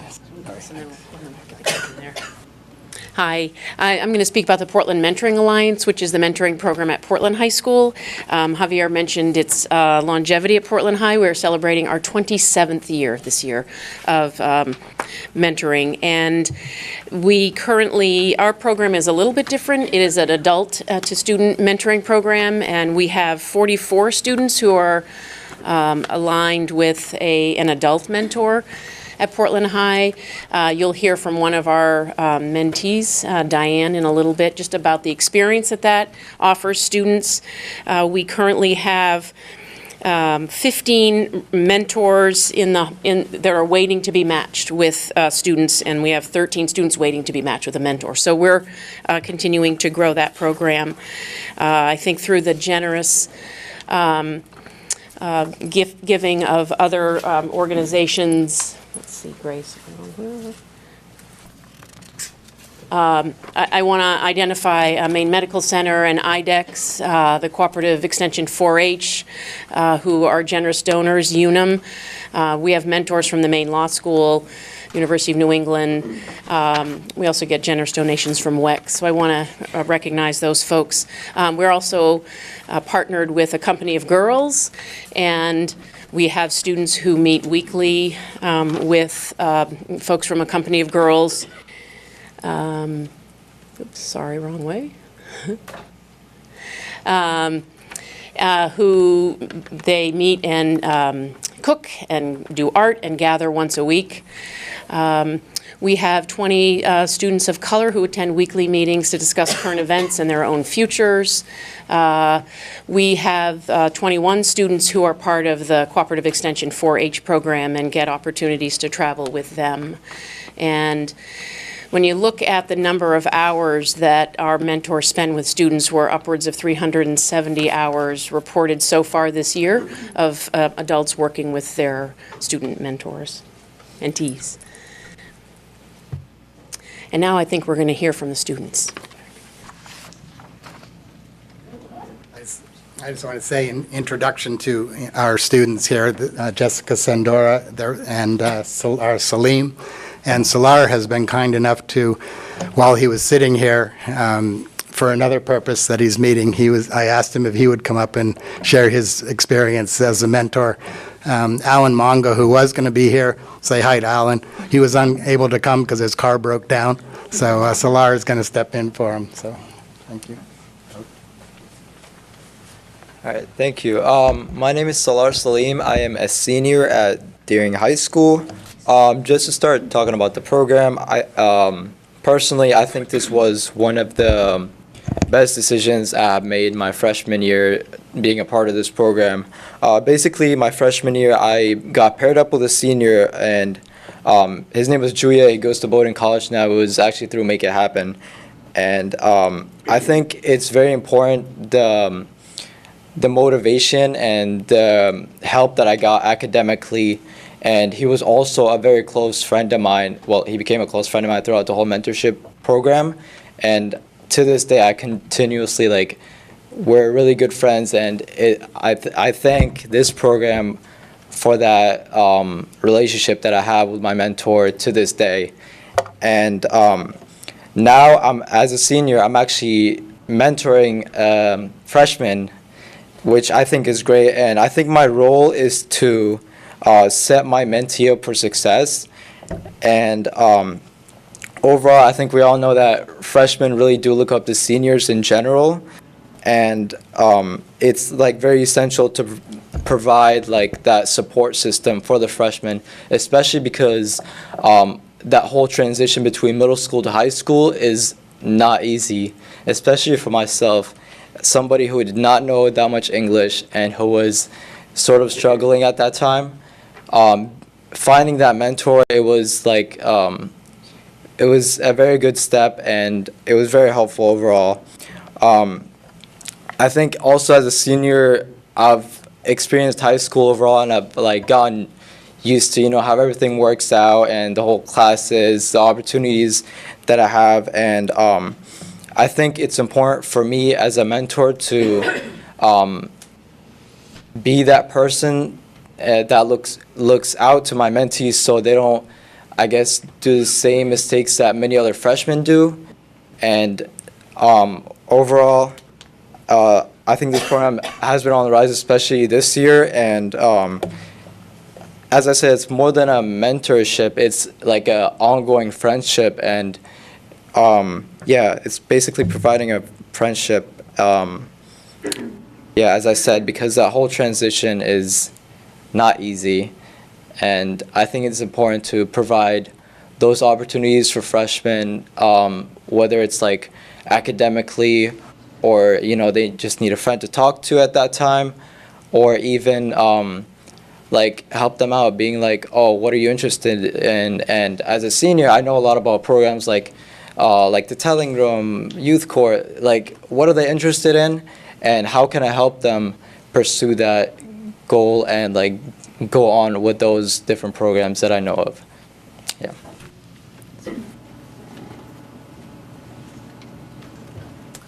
Hello, my name is Jessica Sandora. I'm a senior at Deering, and I believe that Deering's mentoring program has many benefits. One of them being how to form a connection with another individual who you may have not considered making a connection with in the first place. This benefit goes for both sides of the relationship, being the freshman and the senior. And in my case, I can definitely confirm that this experience has already pushed me to find that common ground with an individual as different as myself. This simple fact proves itself to be challenging at times, but one thing that I constantly keep reminding myself is to imagine myself in this person's position as I once was years ago, and to reflect on past experiences and the importance of passing on this information. Overall, this frame of mind has given me the opportunity to develop my relationship with my mentee and give the relationship a sense of sincerity and less of a forced attitude. Thank you.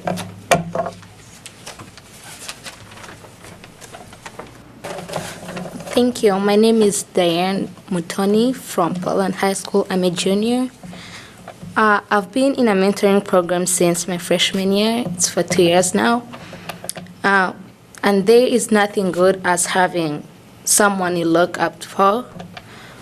And it's also hard at the same time to express how thankful we are to have them.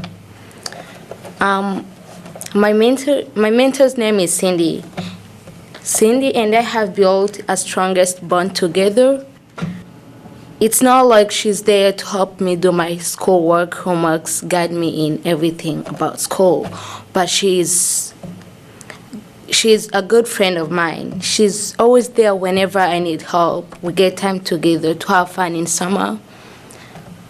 She comes home, picks me up, we go to the beach, walk around, do some good things together. And she helped me apply for my job.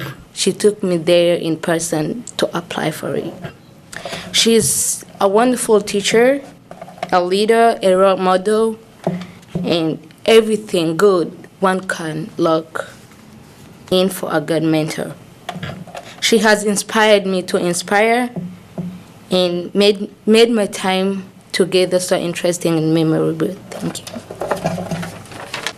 Could we give a hand to our students?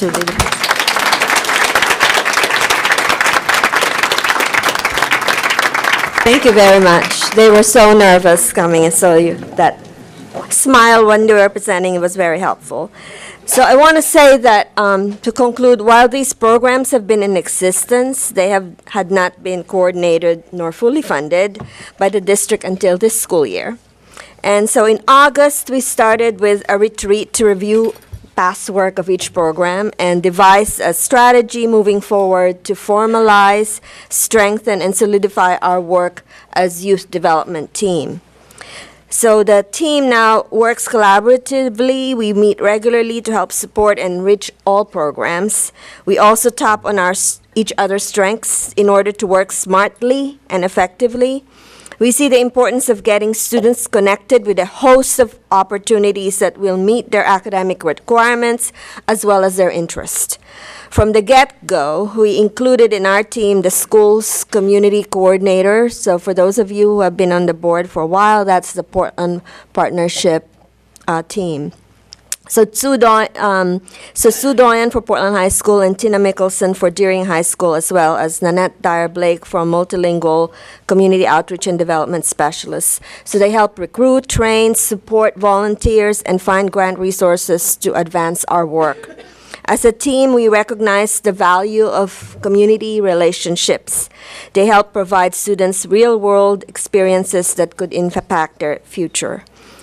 And on that note, I would like to extend our deep appreciation to community and business partners. We have about 150 of them. They help enrich the learning experiences of Portland students, and we are very lucky to have generous people who give so much of their time and share their wealth of experiences with our students. Without them and the work of the youth development coordinators and the community coordinators and the students, The students would have missed opportunities that help them to help keep them on track to graduate and to advance their dreams and to become healthy contributors to Portland and beyond. So thank you very much for coming, for our community coordinator, coordinators of the program, and thank you very much for listening. So I think Ms. Bondo had a question, and then we'll go to Ms. Morioni. Clarification question. Just want to applaud and really deep congratulations, because this is just the X factor, just like you mentioned. Because I used to be a volunteer making happen since 2010 for 2 years, but back then he used to be from the middle school. So now I wonder. I think it's just the high school. It may be a reason, maybe the funding or maybe the volunteer issues. So if it's that way, because I know, like Salim just mentioned, the middle school, the transition year, when students try to figure out exactly, because when I was doing that, it was 8th grade. 8th grade. And then, if is that the reason, are you recruit those students from the freshman year? And then, if it's going to be the best way maybe to go again from the middle school, if it's not, are you do to get them really on time from the freshman year? So, yes, we started the program, Make It Happen started as a 7 to 12 program, grades 7 to 12, and then we sort of like cut because of resources. So now we are only starting with high school, and so we recruit at freshman year, although we still have relationships with people and guidance counselors at the middle school level to keep them on track to Make It Happen.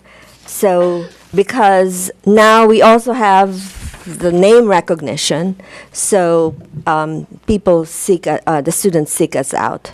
But then we also try to go to places where, or connect with staff members who would help us reach out to students who would be interested in joining the program.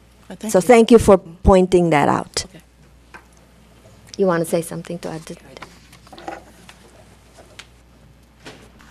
I just wanted to say thanks for bringing that point up. And the truth is, even as recently as a couple of years ago, we were in place at Portland's 3 high schools and 3 middle schools. And it's the ideal case whereby it's an after-school program where volunteers like yourself came in, right, and ultimately helped our students with not only the academic part of their lives, but their social and emotional well-being, with the primary focus being on just helping them with their homework, teaching them and or supporting them and helping them navigate how does one put together excellent work and holding them to a standard, but also supporting them. And so if it was left to me, I think it's the ideal case in that if you have this feeder system, so to speak, right, of kids starting off in 6th or 7th grade and then having this support, and then it's ideal. We realize that you folks are dealing with financial and budgetary needs that are so, I don't know how you do your jobs, to tell you the truth, because you make such utterly difficult and complicated decisions. But if I had an angel, I'd certainly descend and say, here's the funding for the middle schools, because I think it is an important part of the fact of the students' development. I think it would also enhance and most likely promote success when they got to the high school level. So that's my 2 cents. Ms. Morioni?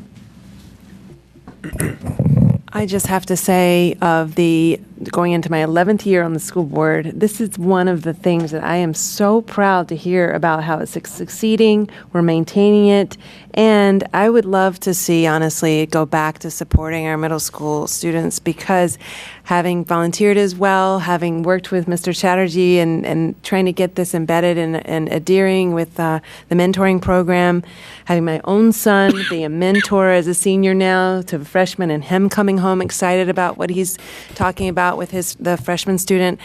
I just have to say, this for me, I think, is that one connection that sometimes a student needs, that little bit of someone else caring, that we can't do it all. And it really truly takes us all, our community partners, our staff, of course, and again, any and all volunteers. But again, the student to student, I'm just so excited and proud of that too.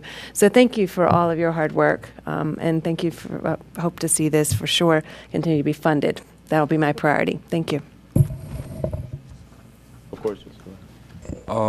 Firstly, I just want to say what an amazing job these programs are doing.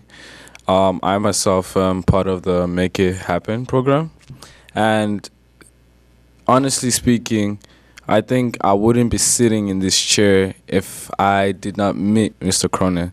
Because to be real with everybody, you know, the stats that we've seen so far, everything that we've highlighted, it has shown us that the gap, it's not about whether the students speak English, it's not about whether the students have a different color race, it's not about whether the students come from a different country or are from here, but we see that the poverty plays a big role in that, a very big role. And I tend to think that poverty has no race. It doesn't discriminate of anybody. So we can have many male students that are underperforming, and we can have many ELL students, we can have many black students, but all of them face one factor, and that is their economic status. And I look at that to say that students, these programs help us understand that economic students that have a better chance, that have better, I think students that are, how would I say this? Students that are good in life, that have a good life, that have parents that have educations, parents that have money, they see things that we students don't. When we come into high schools, we tend to look at school as just something, just a formality to get through because our parents want us to go there. But students that have parents that know all about this, they get in with a lot of information. Information in this day of age is power. And without that information, kids won't go anywhere. Without that information, we cannot proceed. You know, we cannot continue to develop. And it is very, very much important that even though these programs are succeeding, there is a lot to improve this. You know, success is not a finite destination. It's a journey, you know. It is a process. It's a never-ending process. That is what I call success. And if we have that mindset of continually pushing and improving on what is happening, we are able to bridge that gap.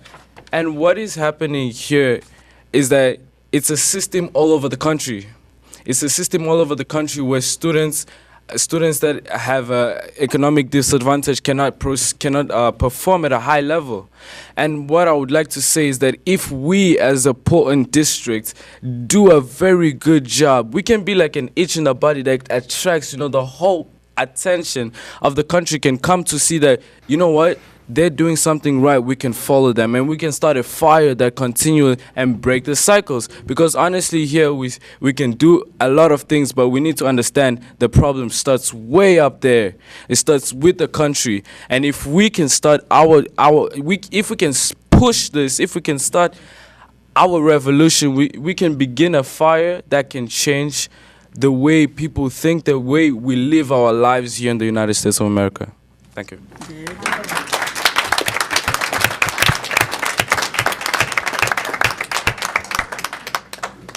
Now, Norris. Yeah, that was definitely a little hard to follow. I just wanted to I'm glad you are. throw a couple of my experiences into the mix. Not with Make It Happen or the Mentoring Alliance, but with the ELOs.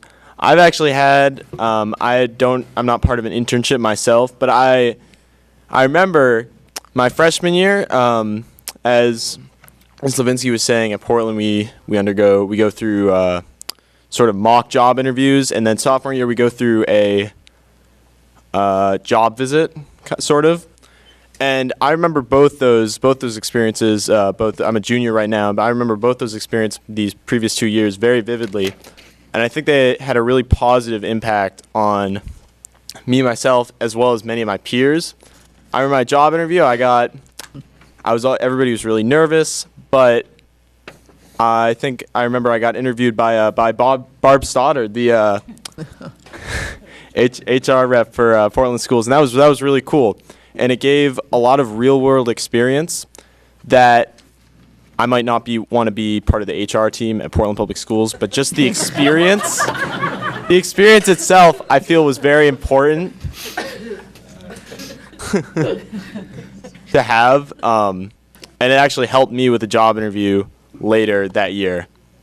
So I just want to say that those programs are just so important, and their success has been just exponential, I think, at least in Portland High School. And their funding, I think, is definitely should be a priority in the future of the school budget. Thank you. Anybody else? We've got a closing. If everybody else is done, You want to go first there? Go ahead, Superintendent.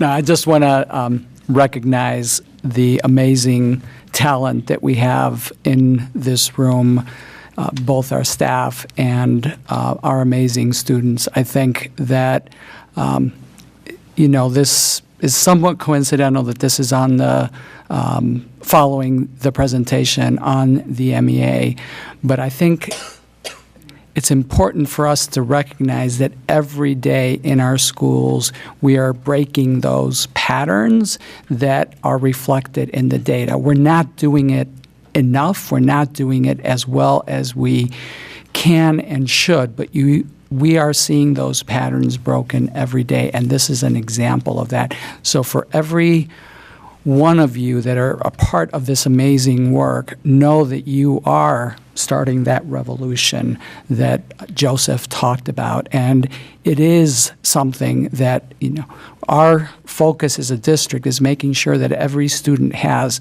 a meaningful connection with a caring adult. And every single one of those youth development activities that you heard about today is about creating those meaningful connections. And you see them, and they extend to all students. But we can break those patterns, and we are doing that, and we need to continue to do that at scale. And that's what this work is all about for us. Thank you, Superintendent. So absolutely, thank you to the students and all the staff that was here today, and Grace for presenting. Of course, thank you for the board for having a value-driven conversation about this, and of course the students for chiming in.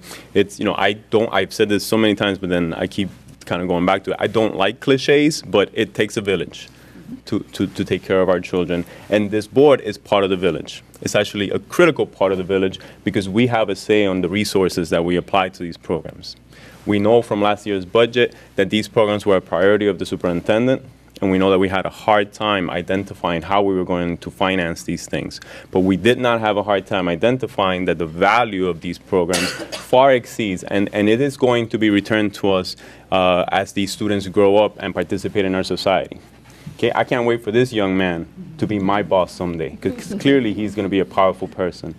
Okay, I love that we have these voices on the board, and I love that you guys are comfortable speaking up and advocating for what you see in your own schools as valuable programs. Please keep it up. Mr. Rodriguez, of course. I just want to say that many of our students, it's a school night and they have to study, so we might exit at when the agenda goes to the next item. So, with all due respect, thank you. Sorry. And sure enough, we are up for our next item. I'm sorry. If anybody is ready to go home, please go ahead. Don't wait for us. It won't get any more exciting.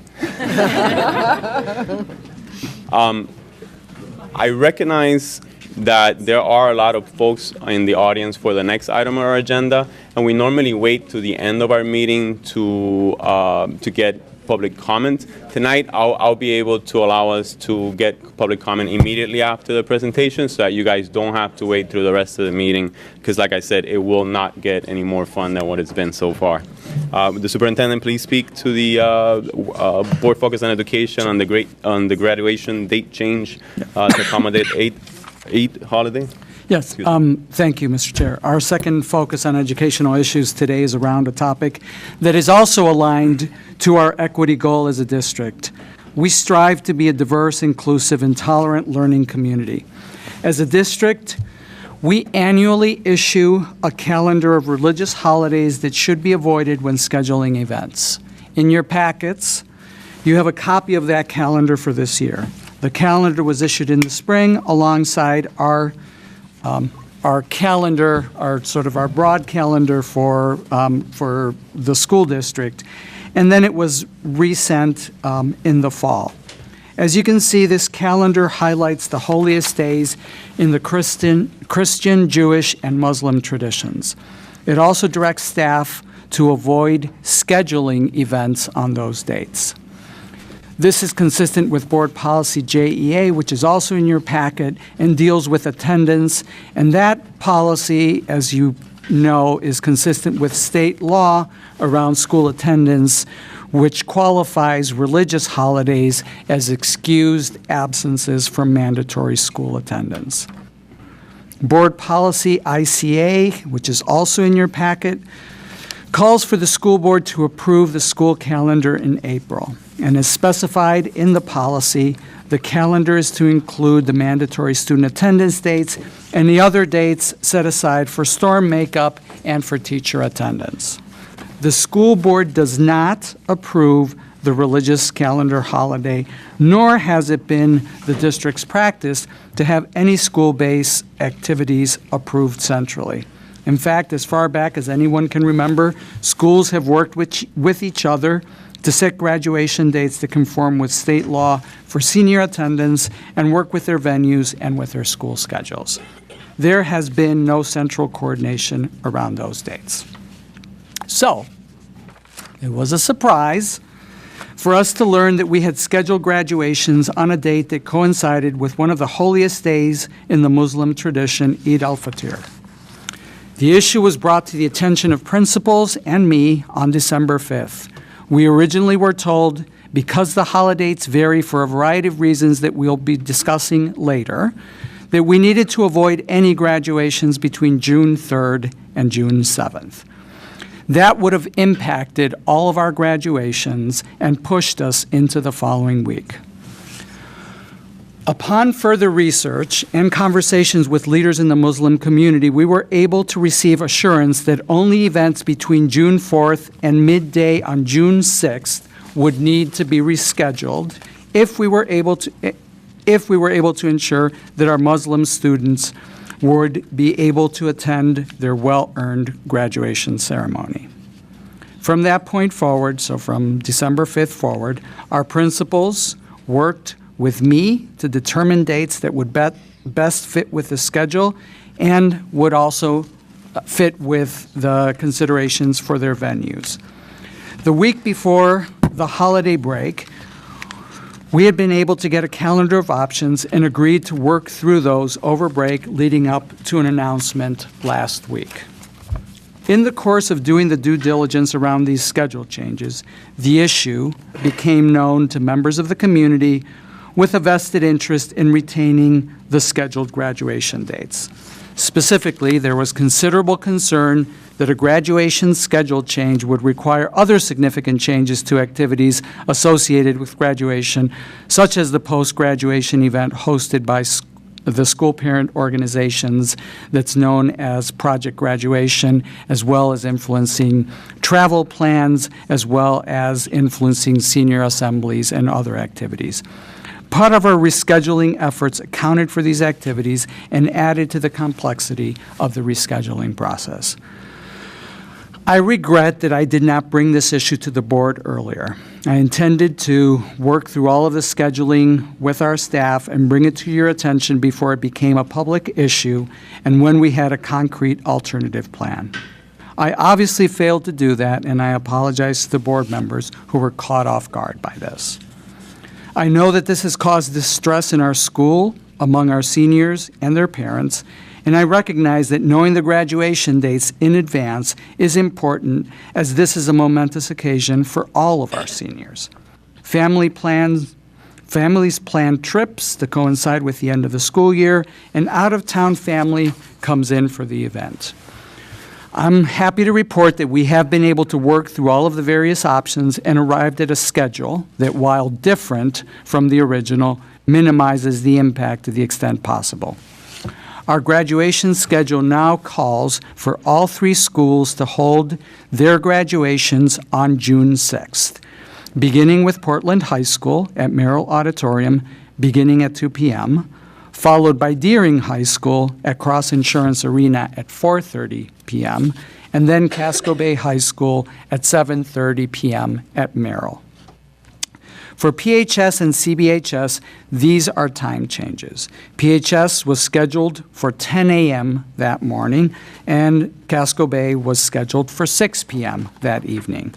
For Deering, the change is more significant, calling for moving from the 5th to the 6th and from the morning to the afternoon. For those, like me, from a Christian tradition, we are privileged to have our holiest days built into the calendar. Our winter break generally coincides with Christmas. Our winter break is scheduled to include Christmas, and our spring break generally coincides with Good Friday and Easter. We rarely find ourselves balancing our faith and our school obligations. From the time that I learned about this conflict, I realized that this would be a great opportunity to help educate each other on the important holidays of the Muslim faith. Over 20% of our students' families come from countries where Islam is the predominant faith, yet very few of us really understand these traditions. I have learned a great deal about Eid over the past month, and I have asked leaders of our Muslim community to spend a few minutes today talking about the Eid, its significance, and why it's scheduled differently every year. So I'm going to ask Dr. Abdullahi Ahmed to step forward and talk to us about the Eid holiday. Thank you. Good evening, everyone. First of all, I would like to thank Superintendent Botana for working so hard to create solutions for this issue.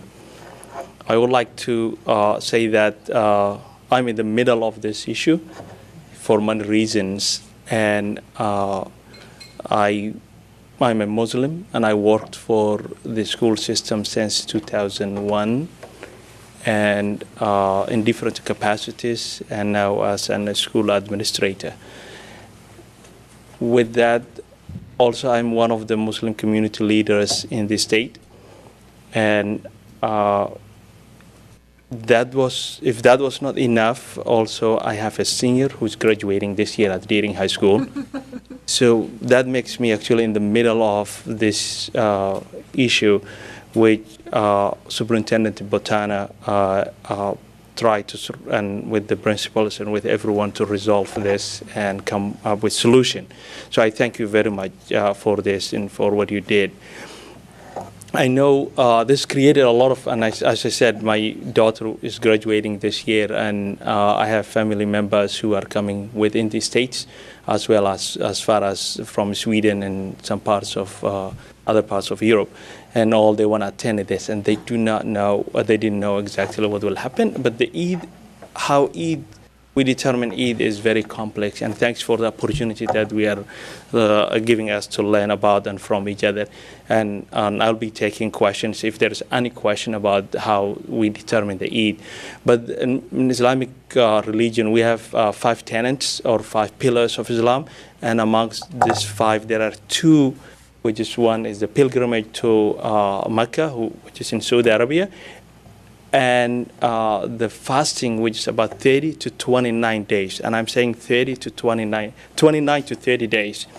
And after that, both of those rituals, when they're ended, there is celebration. And Eid in Arabic is celebration. So this celebration takes place immediately the next morning after the end of this ritual.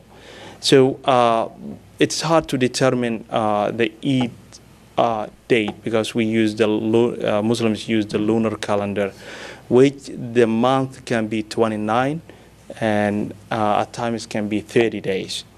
So from one Eid to another Eid, you cannot say this Eid is today, and the other Eid will be after 365 days that day. You cannot do that because of sometimes the month will end in 29, and at times actually the month ends in 28, which is very rare.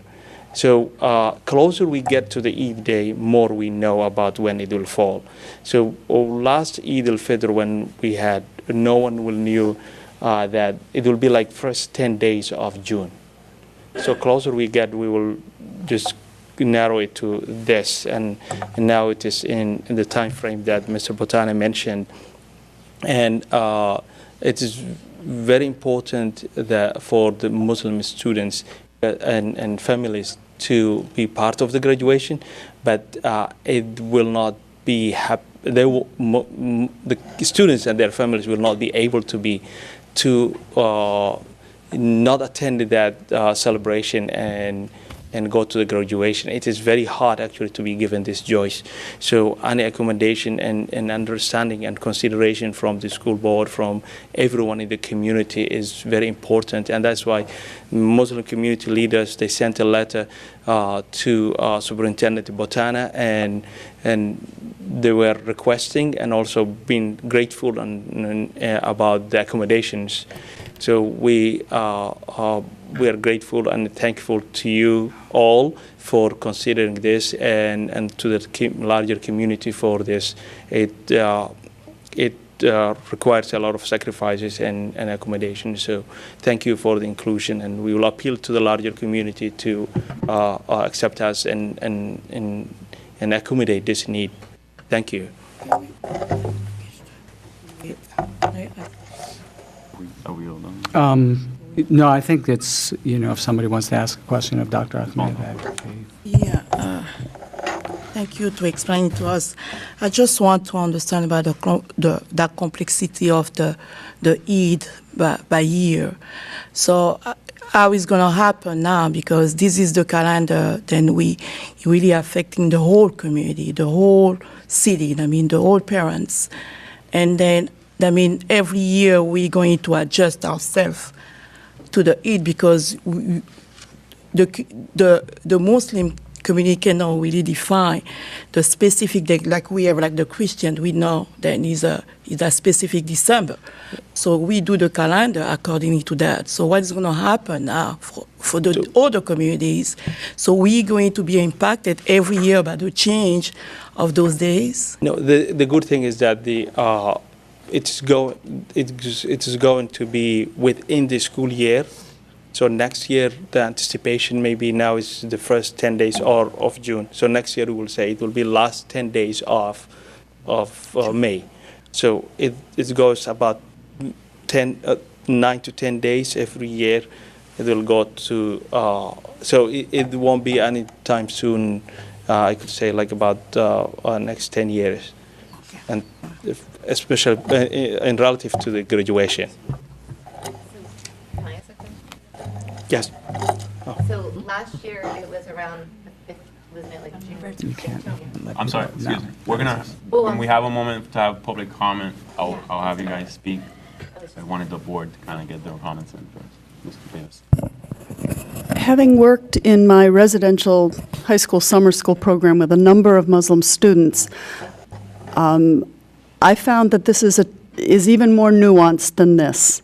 Just as I think we have mistakenly said that all Christians celebrate Christmas on the 25th, and we are ignoring our Greek Orthodox, Eastern Orthodox, a number of Christians also use the Georgian calendar. Actually, yesterday was Christmas, and there was no recognition in our calendar of that. And Portland, along with other cities in Maine, have had significant Russian Orthodox, Greek Orthodox populations. My understanding, there's a lot of difference of practice and orthodoxy and approach within Muslim. We have Shiite, Sunni. We have some Muslims who actually believe that this can be determined and is set. They do not need to see the moon to make the difference. Others believe there actually has to be a physical sighting of the moon. How are we? It is not monolithic. Not all Muslims celebrate Ramadan the same way. I've actually had students who were going, kind of going at each other over what the right way to celebrate it was, until I said, wait a minute, this is beginning to sound like Protestants, Christians, and, and Catholics, and a lot of difference in orthodoxy, difference in belief. How do we reconcile that? Because in my experience, the students indicated to me that there was a degree of being able to, that for some Muslims, it is determined. You can look it up. There's a council that determines it. The moon doesn't have to be sighted. New York City, in their calendar for this year, set the 4th of June. And in fact, the letter that was in our packet indicated that there is a fairly low expectation that Eid would actually end up falling on the 5th. So, along with my colleague's question, how do we come to a way of both respecting and finding a middle ground that respects all of the different approaches to celebration of holidays, both within the Muslim and perhaps Christian faiths, in a way that works for our entire community as a whole? So I think we want to avoid saying all Muslims do this or all Christians do that, because that's a little too global a statement in my experience, having worked particularly around this issue. So I could answer about the Muslim issues in Maine and in Portland in particular, and the celebrations or the Eid celebrations actually take place the same day. I know there's variations in, and sometimes driven by politics in Middle East and Far East, and those will, but Muslims in Maine often follow the American Muslim Society, which is, and so we get our information from the Muslims in America. So, and we do most of the things. I could say like 99% of the Muslims do the same in America. And in Maine, are the majority of our Muslims waiting for the actual sighting, or are they willing to accept, sort of follow the tradition that says the moon does not need to be sighted? We know enough science to be able to say it was there, and we start. Most of the I would say they follow the sighting of the moon, not necessarily to be sighted in here, but the scholars in America who often are not in Maine, but they decide and they will say, but tomorrow is the Eid, so it will be that evening of whatever night will be the last day of the Ramadan, and they will declare that it is Eid, and then the Muslims in here will declare that it is Eid tomorrow, and then make the arrangements. Okay. Yes, Joe. Could you explain why, would you explain why the students are able to come during that time period in the afternoon on the 6th and the 4th?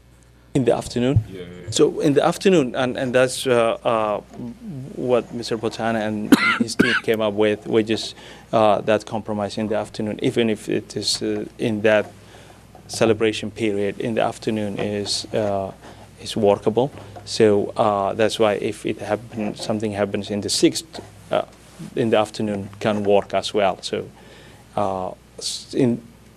that's good, I think, good question. But that's because the prayers are done at roughly around noon. Yes, the prayers are done. So there will be, in that morning of Eid, there will be paying charity or feeding the poor and distribution of the charity. And after that, the community will get together in the expo or somewhere in the football fields in Fitzgerald. And there is a collective prayer, and after that collective prayer, there will be the ceremonies start. So it will take until to the noon prayer.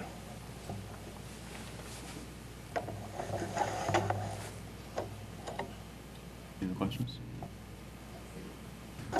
So I just want to conclude. Thank you. And thank you, Dr. Ahmed, for your guidance on this issue and for your bringing together other leaders to think through what's the appropriate way for us to be able to address what is obviously a difficult situation. I just want to point out that the religious holiday calendar is a practice that was reinstituted last year, and it was done in response to what have been continued lapses where significant events such as board meetings or school-wide events were scheduled during significant days, particularly in the Jewish calendar. However, it's become obvious through this process, and we've come to recognize that it's not worked as designed, and so I've communicated to staff that we are putting in place a new protocol whereby any school-based activity that involves the full school or a full grade that is considered a seminal experience for all students in that school or in that grade will need to be approved by our community partnerships office, so by Grace and her team. I believe that this way we'll be able to prevent field trips that are scheduled on religious holidays observed by a significant number of students, as well as conflicts like the one that we are here talking about today. If that's all, I am going to open up the floor for comments. I did want to go over the board's procedures for public comments so that there is an understanding and that I don't mess up again. So any person wishing to address the school board can be recognized by the board chair and come forward to the microphone, state his or her name, address, and address before speaking. Speakers must address all comments and questions to the chair, and each person will have up to 3 minutes to speak. If they need a little bit extra time, I'm sure the board will not have trouble granting an extra minute or two if needed. Having said that, I understand or I have a feeling that there will be some questions. I'd like to avoid having a forum open up where we might not really get to answer questions. I'm confident that our staff and the school board members would be available to answer questions if necessary. So if anybody wants to speak to the board, you can please line up behind the podium.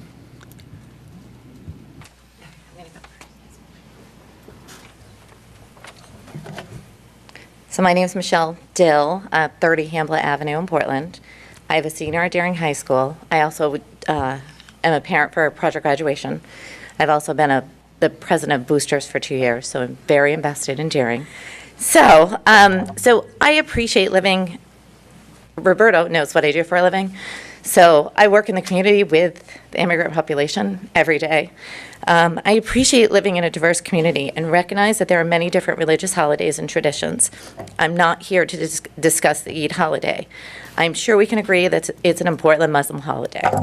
I'm absolutely good with that. The thing that is frustrating was that in the social media post, it was, and you've said it tonight, you guys, our schools receive a list of different major religious holidays each year, and we ask our school leaders not to schedule an important school event.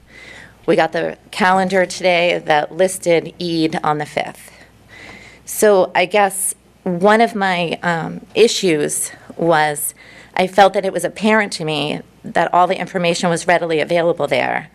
So if that was going to be an issue, that should have been addressed before the school year started. I feel 5 months before graduation is a very short notice for all of those reasons and some. I just feel like the information was there. I also want to give a voice to the senior kids and let you know that the kids are upset, more so because there's a tradition in the city of Portland that the kids go to each other's graduations. Most of the kids that are in Portland and most of the kids who are at Deering have gone to school together since kindergarten, and they're still best friends. You'd be amazed the crossover between the two schools. So I can tell you that the kids are, are just upset about this. And it just, I don't know. So, sorry. I also, for project graduation, we were not considered in this change. So when all this conversation was going behind closed doors, we have been working since May. And there's, in a school of I don't know, 225 seniors. There's 7 parents doing this, and we have full-time jobs. So all of a sudden, we find out through the rumor mill that the graduation date is changing. It was very upsetting. Marnie's my rep. I go to Marnie and say, what's going on? She has no idea what's going on. So it was a lot of work, and it did work out, but we weren't taken into consideration. It only worked out because our venue had the date available. If it had gotten changed and our venue didn't have that date available, we would be standing here and not be ready for a project graduation. So it did work out, but I'm just telling you that we were not consulted. We knew nothing about this. It just so happened that they were available. So I guess I just feel like the way it happened and everything was just not the great thing.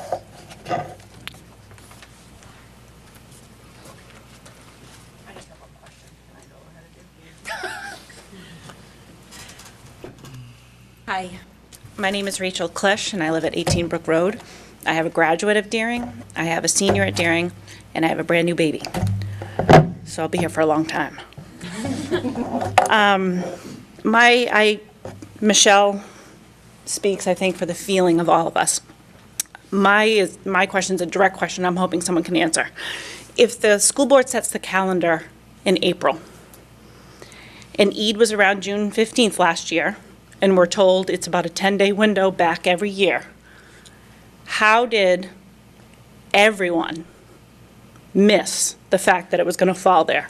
Not only did the school board miss it, but how did nobody from the Muslim community notice that for 7 months?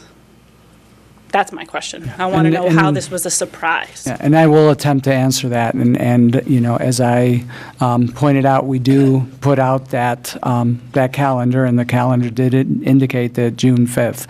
We do not, as a district, have a practice of reviewing those school-based events and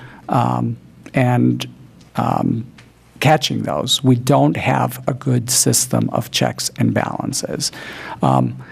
The board does not approve the calendar at that level. The board approves the number of days, the beginning, the end, the number of days that are there for students, the number of days that are there for teachers, and any makeup dates.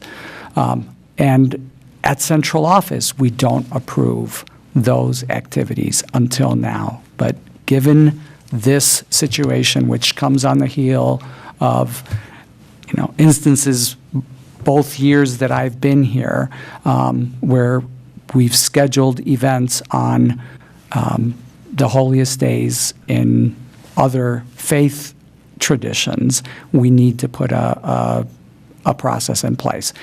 I apologized earlier, and I do again. This is, clearly one of those things that as a district we need to get better at, and I can't do anything but apologize for what's happened prior and put in place what I think will be an approach that will allow us to prevent it from happening again.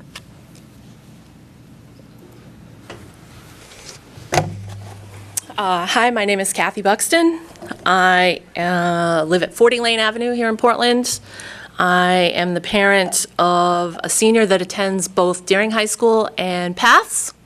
I'm also on the PATHS Advisory Board. I am the Deering High School football rep for another few months, and I am on the Parent Project Graduation Committee. Transparency, communication, climate, and culture. In my professional life, I am a human resource manager who deals with diversity and culture and climate on a daily basis. I stand here tonight to express my disappointment and utter frustration with this process. In an effort to accommodate a few, you have alienated many. You speak of culture, climate, and diversity regularly at this board. Where is the transparency and collaboration? To say your decision process is flawed is an understatement. In an email from Mr. Botana on 12/31/18 to this board, he wrote, and I quote, "I recognize the inconvenience this represents for families. We will have 6 months advance notice on the change, but I realize that some will find that insufficient. Let's be clear, it's 5 months, not 6. And no, we don't think that 5 months is enough time to announce the date change of a graduation. It's not enough time for the families that have already incurred non-refundable travel expenses, have requested time off from their highly structured jobs with waiting lists for time off, and for the families that have properly planned for one of the biggest days in their son or daughter's life to be celebrated with family and friends. Your process has been flawed from the start. No consideration was given to the hundreds of volunteer efforts that our project graduation committee has put in, the small but mighty group of Deering parents, myself included, committed to project graduation. There is a similar committee at Portland High School.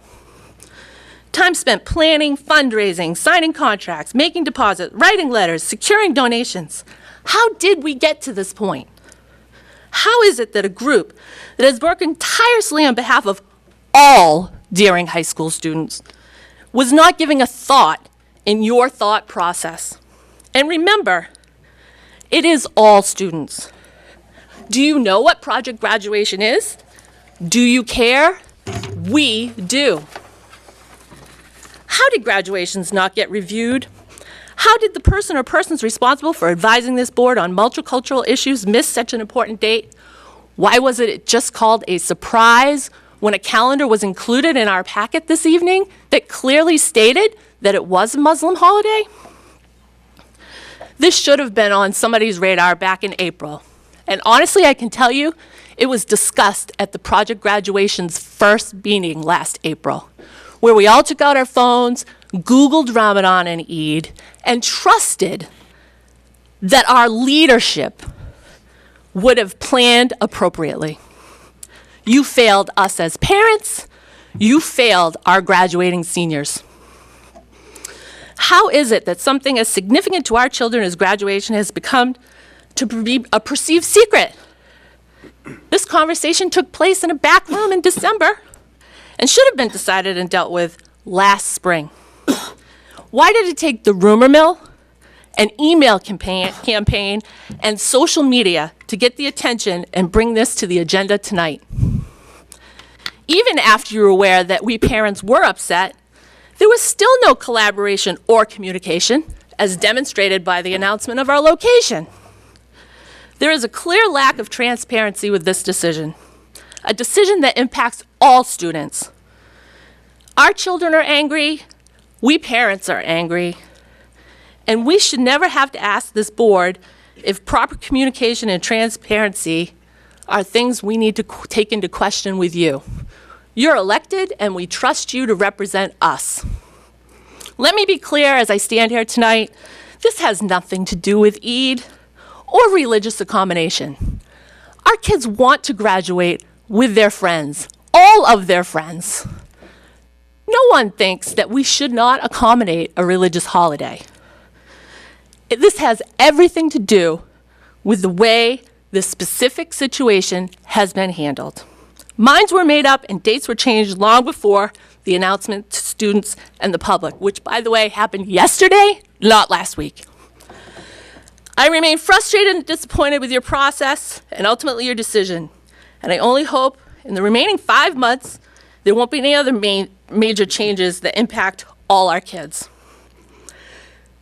The needs of our students, all students, and the school community need to be taken into account. Your decision has made it so that family and friends may not celebrate each other's achievements and attend each other's commencement ceremonies. Relationships that some students have built over 13 years, sharing classrooms, athletic fields, neighborhoods, and communities. Our seniors now don't have a choice to attend one another's events. You have taken that choice and joy away from them. The damage is done, but I certainly hope that you've learned an important lesson. I hope that in the future this board takes into account all stakeholders, in this decision-making process so that this doesn't happen to someone else's child. It's too late for mine. And lastly, I want you to know tradition matters to the parents, to the staff, and to the students of the Portland Public Schools. You will become better leaders if you learn to listen and you collaborate with all stakeholders. Commencement is a celebration of the achievements of all students, and what transpired over the last 2 weeks proves you are out of touch with what matters to them. Thank you for your time. Anybody else? Hi, yes. Good evening. I'm Pat Lepamarta, 1443 Westbrook Street. I'm a taxpayer and resident in the city of Portland. My daughter attends Deering High School. She's a senior. My wife is working on the project graduation committee as well. I came and observed this meeting tonight and would like to make share a couple of observations. I think that the root cause of this is the lack of proactivity on the part of the administration that this board has put in trust to the superintendent. This is clearly evident from the first presentation we had about 20 years of achievement gap, that we're still talking about the same issues. We've wasted a large amount of effort of the staff on this issue that, if proactively had been addressed last spring, those efforts could have gone into positive change in the city with regards to some of the other larger issues that we're facing as a district, which really means that me as a taxpayer, you're wasting my money doing things in a fashion that is not effective. And I think that's really, adds an additional layer of insult to the injury that Ms. Buxton has really just highlighted. So I would urge you to really take a strong look at who you have hired and the staff that you retain, and focus on having a much better management practice in this district. Thank you.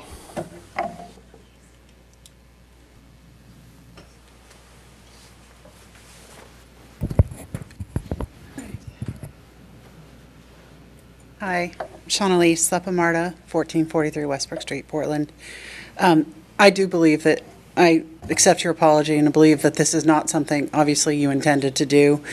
I wouldn't ask you to continue to look at different holidays that you could accommodate in the system, but rather look at the federal holiday system, because there are several, as your school board member pointed out, or school board member, there are different variations of all different types of religions, and you have to have one calendar as a community that we can live by, and that's what we thought we had done with this graduation. We thought there are all kinds of, growing up with different religions, there are all kinds of things I've missed, and there's all kinds of things other people have missed. You have to go by the federal holidays. You can't accommodate everyone, and this is not about Eid. I definitely want my daughter to be able to graduate with her Muslim friends.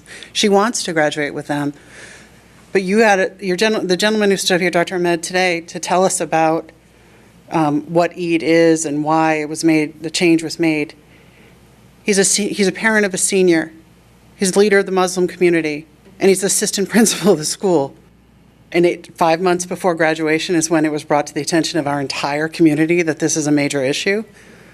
And that, it's just really poor planning. And I accept your apology, but please know that there's a larger community here as well that have now just been upset by this entire thing that just isn't needed. It's our senior year. Want to graduate with and want to celebrate with our kids and enjoy it. So I hope for future kids and seniors that you figure this out and figure out how to do this and do it well, because it's a big time in their lives. So, thank you.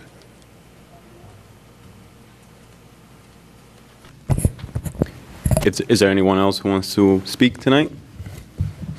If not, we'll close for public comment. And Ms. Morani, you have a comment? I do. Being also a parent of a senior at Deering High School. Oh, thanks. I feel your pain. I appreciate your coming here tonight and speaking. I was speaking to another community member just yesterday, and they are retired, and they are not from Portland or Maine, and they had never even heard of Project Graduation and didn't even know. They kind of thought of it as an after party that, they didn't know the significance of it. So I did a little bit of research, and I just want to say this for the greater community of Portland and for all those that aren't quite sure, why is this so important, and for our parents to be so concerned about having Project Graduation. It actually emerged from Oxford Hills, Maine, in 1980, but it was because of, in 1979, 7 students in Oxford Hills were killed by drunk driving. And so since 1979, and beginning 1980 in Maine, we actually, Maine founded this, and it became a nationally recognized by the Department of Transportation Drug and Alcohol Team of, there's the national title here. But bottom line is, Maine brought it, and here it is. The National Highway Traffic Safety Administration then made this actually the National Project Graduation, and made this something that to protect our seniors, our students, after graduating, to not get in cars drunk, to not be doing things that might kill them. And so I think that part of it, that alone, to me, thinking again of the parents that are here, looking out for that, I want to thank you for all your hard work I know the hours that you've spent putting in. Planning for Portland High, the parents that aren't here tonight that have worked on Project Grad. This means so much because, God forbid, we did not coordinate Project Grad right after graduation, and we had seniors get in a car and get killed. I wouldn't be able to live with myself. So thank you for all of your efforts, and I agree with you that we need to do, staff, superintendent, we need to do a much, much better job with coordinating these things. And this alone is why I really want to make sure going towards the future that we ensure that Project Graduation is also always considered a piece of graduation. So, thank you.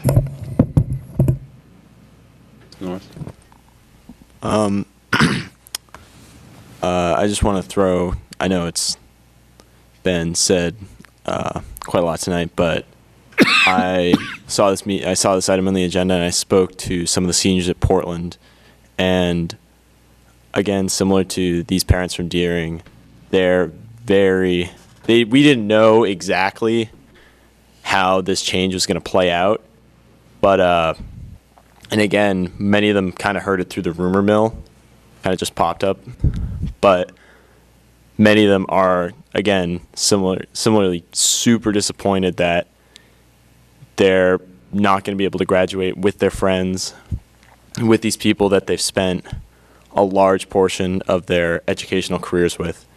And again, I think this is a pretty large oversight by the PBS administration and possibly the board. And I think, obviously, it's something that needs to be corrected in the future. Ms. Davis. I have a question. I didn't want to make an assumption. With the timing that has now been selected for the Deering and Portland graduations, is it possible for the students or for parents to attend both Portland and Deering High's graduation? No. Do we know? Because Our belief is that it is, and in fact was scheduled in such a way to allow for that to happen. So I'm not saying that it won't be difficult for somebody to finish one and get over to the other, but there is no reason why, students who graduate from Portland can't walk over to Cross Arena and, witness the graduation of Deering students, and Deering students to walk over to Casco Bay and witness that graduation. Deering does not go to Portland, because Deering's graduation is at 4:30.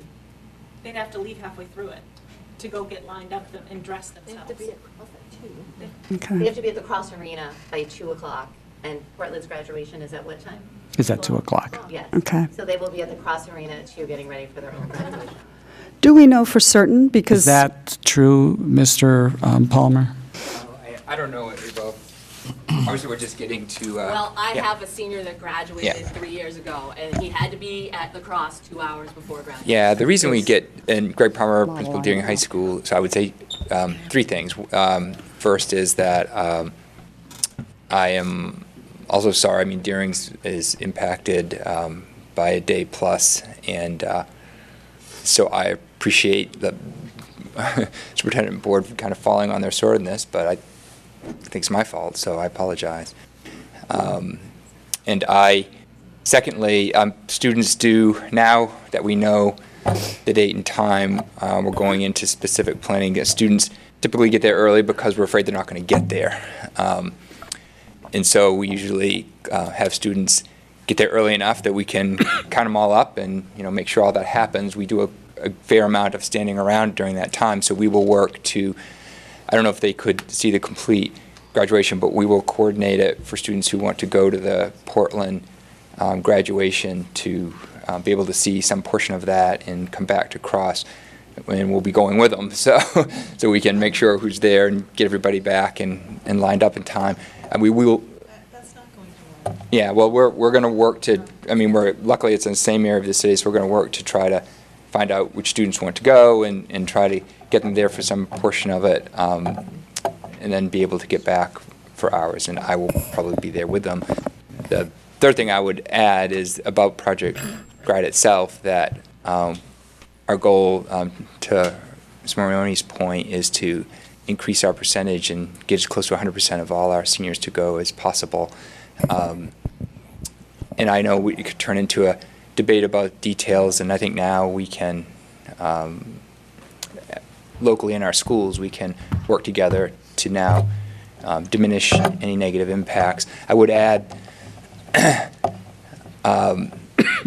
the most important thing to me, is that kids are safe that evening. We get everybody to graduation and kids are safe overnight that evening. I graduated from Herman High School in 1984. When I was a junior, the eve of the seniors' graduation, 2 students died in a drunk driving accident, and our class in 1984 was the first class in Herman High School to have a project graduation as a result, which we got on a bus and drove to Bar Harbor, watched the sunrise, and drove home, but we were together and everyone was safe. And so the committee's worked incredibly hard on that. Thank you. And if nothing else, want to help redouble efforts just to get as many kids there as possible. So thank you for that work. Hi, Sheila Jepson, principal at Portland High School. I just want to add that, we all bear some responsibility in making this decision, and to know that we have to book a venue about a year and a half ahead of time to have graduation. So I think it's important that we look at that, and I know that we will. Regarding the timing, I don't know how many students attend each other's graduation. I know there are some. I know ours, because of the venue, is ticketed, so that it isn't open, unlike the Civic Center is. So there's some limitation there. I don't know if there's any consideration with the timing, but I think that's an issue for us, that we're not an open venue. It is a ticketed event. So far, the discussion really has been about students attending both graduations. And I know from personal experience with friends of my son who graduated in 2005 that he had friends who were twins. One attended Deering and one attended Portland. There are a number of family relationships. I mean, I'm envisioning the grandmother who has one grandchild at Portland High and another grandchild at Deering who's in a wheelchair or has mobility, or a great-grandmother, or even a parent. And I'm trying to think through how that's actually going to work for families, almost more than the students, many of whom are going to be able-bodied and can book it from one place to another. But we have families who have key people, children, grandchildren, nieces, nephews at both schools.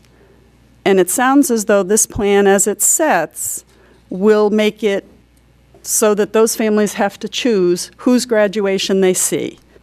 And graduations are a once-in-a-lifetime thing. There isn't a do-over on this one. I'm thankful that the twins who were good friends of my son graduated in the year they did because their parents and grandparents were able to be at both graduations, and that they aren't facing this choice, because this would be an awful choice for a family to try and negotiate. And so I realize that we're quite a ways down the road on this one, but I think we have to realize that the decision may have been made, because the board did not make this decision, and the community needs to understand that. We did not make this decision. We do not approve the dates of graduation. We assume that that's taken care of. But that we may now be in a situation where we have created a difficult choice for students, for families, and for community members who may have been mentoring students at both Portland and Deering and want to see those seniors graduate, all kinds of things. So is there any way that we can actually make this so that people can get to all 3 graduations in a reasonable time, see the entire event? The venues are approximately 5 minutes away, and I understand that if you're in a wheelchair, it may take 15 minutes, but it's not. I'm going to stop you right there, having spent a significant amount of time mobility impaired over the past year. And there is no way I could make it from Merrill Auditorium to the Civic Center in 15 minutes on a knee scooter or in a wheelchair. That's just not realistic. And we have to really say that. I mean, I'm speaking from personal experience of being unable to walk for several months out of the past year and a half. It takes time, and you have to transport people carefully. I'm going to, real quick, Ms. Bondo, Yes. Ms. Bondo and then Ms. Thompson, and real quick, I want us to be aware that the board is not taking any action on this tonight. I want us to continue the conversation, but keep in mind that we do have some big items that we will have action on, and we're getting close to 10 o'clock. A quick, just want to make sure then we really get it the right message today, because this is not the way we're building a strong community. A community is about all the voices. So because tomorrow we may have another community bring another issues, then we need to put on it. So that means the communication pieces, you need to be taken in consideration.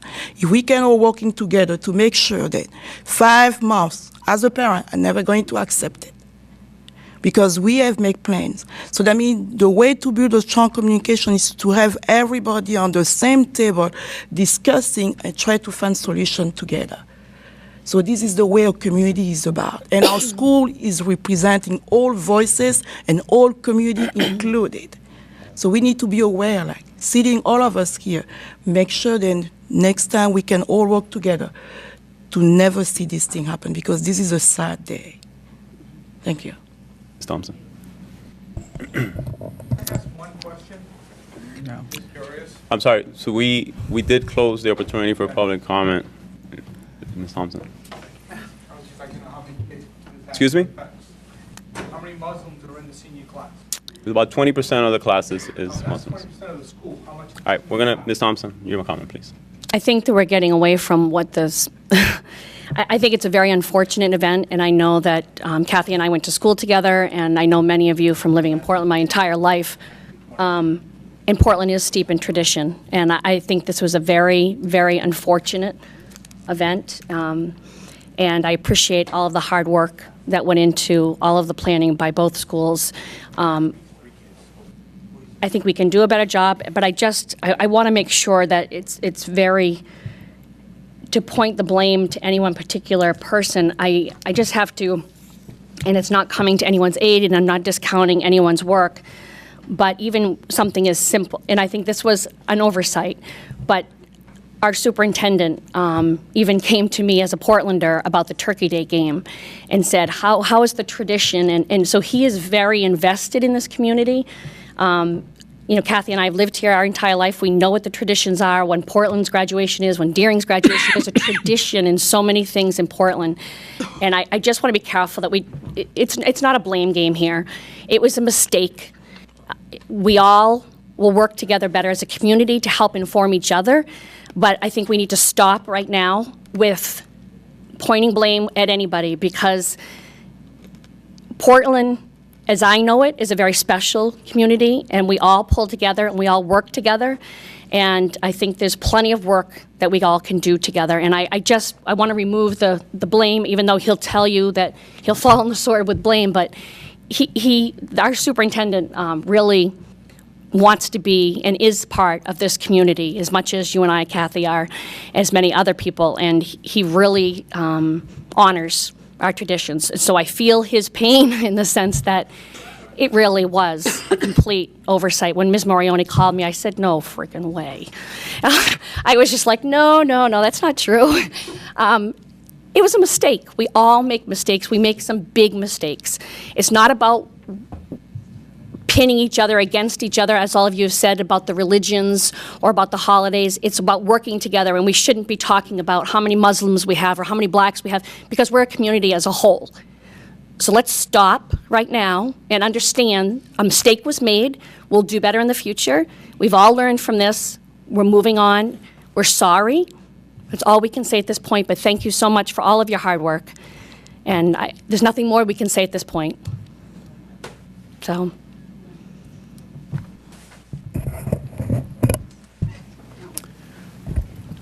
I'll move us along just by saying that clearly whatever process or system we have in place is not foolproof, and perhaps there is room for there to be a more concrete policy that the district has in place that guarantees a system for us to avoid these mistakes.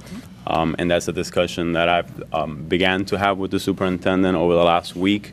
I probably will not be as polite as Ms. Thompson. The superintendent and I did have a conversation where he took full responsibility for it. I think that as the leader of this district, that is what I would expect of him. I think that doesn't mean that I need to reprimand him. That simply means that I need to work with him so that we can avoid the mistakes from being repeated.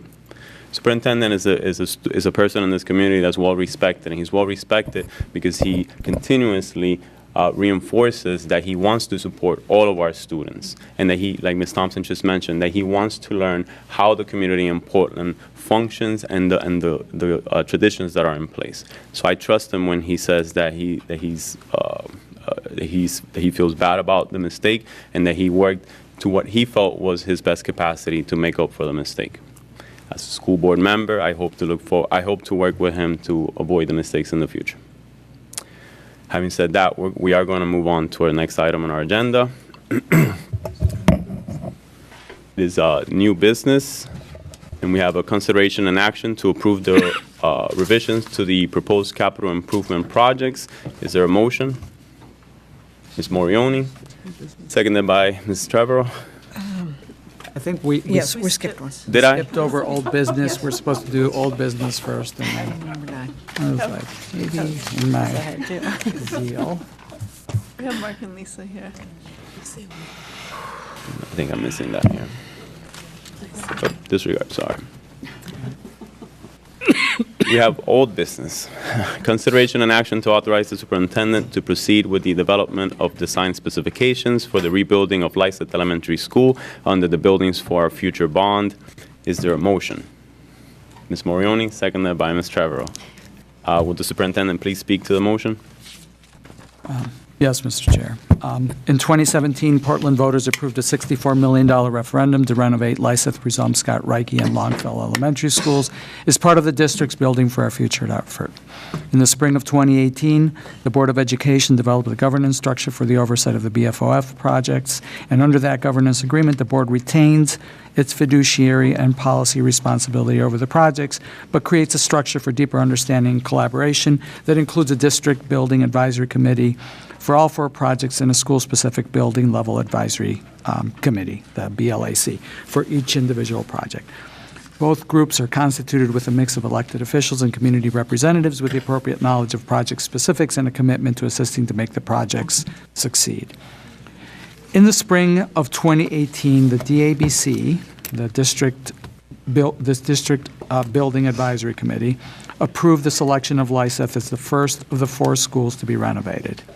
In summer of 2018, staff, in consultation with community members on the DABC, selected Harriman and Associates as the architect of the Lyseth project. Harriman, working with staff, have developed a detailed plan for the Lyseth project. This proposal was vetted through community forums and the Lyseth, excuse me, and the Lyseth BLAC, which was formed to help guide the development of the Lyseth project. The project represents a scaled-back interpretation of the conceptual documents that were developed during the BFOF design. The scaling back allows the project to retain most of the key features in the original design while maintaining the financial viability of the overall BFOF four-school project that was approved by Portland's voters. At the December 2018 DABC meeting, this design was recommended to the board for approval. The board reviewed this plan in a first read and workshop on December 18th. A couple of key issues should be noted. First, the plan is designed to conform to fair contracting practices consistent with Maine law. This represents an affirmative step on the part of the board, as these practices are not required from locally funded projects. In late 2017, the board participated in a workshop on the topic of fair contracting led by Bill Stockmeyer, a shareholder at Drummond Woodsum. It was Mr. Stockmeyer's informed opinion based on national and local data that incorporation of fair contracting does not increase the project costs or significantly limit contractor interest in the project.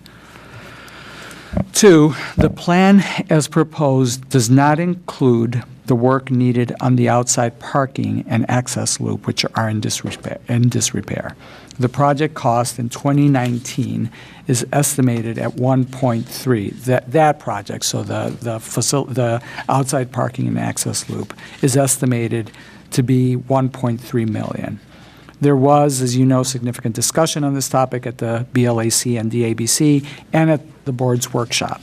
The DABC recommended on 12/13 that Harriman and staff develop a phasing proposal to complete aspects of the project using a variety of sources, including bond contingency funds, which are currently $5 million, project contingency funds, approximately $1.2 million, or future district investments. During the workshop on December 18th, there was considerable discussion about the reductions in insulation and energy efficiencies that are included in the scaled-back plan, including our obligations under the city's LEED certification program. As a result, staff attempted to answer a number of those questions, and those answers are included in your packet. We've also incorporated answers around the phasing costs for the grounds. With us to discuss these proposals and answer any questions are Facilities Director Steve Stilfen, our Harriman team of Mark Lee and Lisa Sowen, and our attorney, Bill Stockmeyer. Your approval tonight will allow Harriman and staff to draw up contractor bid specifications consistent with the parameters you approved tonight and keep the project on schedule. So with that, if you have any questions around the materials, our staff is here to answer those. Ms. Davis? One of the questions I asked is what the cost would be to meet the LEED certification, and there was a fair amount of information provided, but I didn't really see the answer to that question. The answer I got was that we didn't need to meet it. Irrespective of that, because I'm not sure I agree with that opinion on possibly a legal or a more importantly a moral viewpoint, what is the cost to meet LEED certification? Do we know that?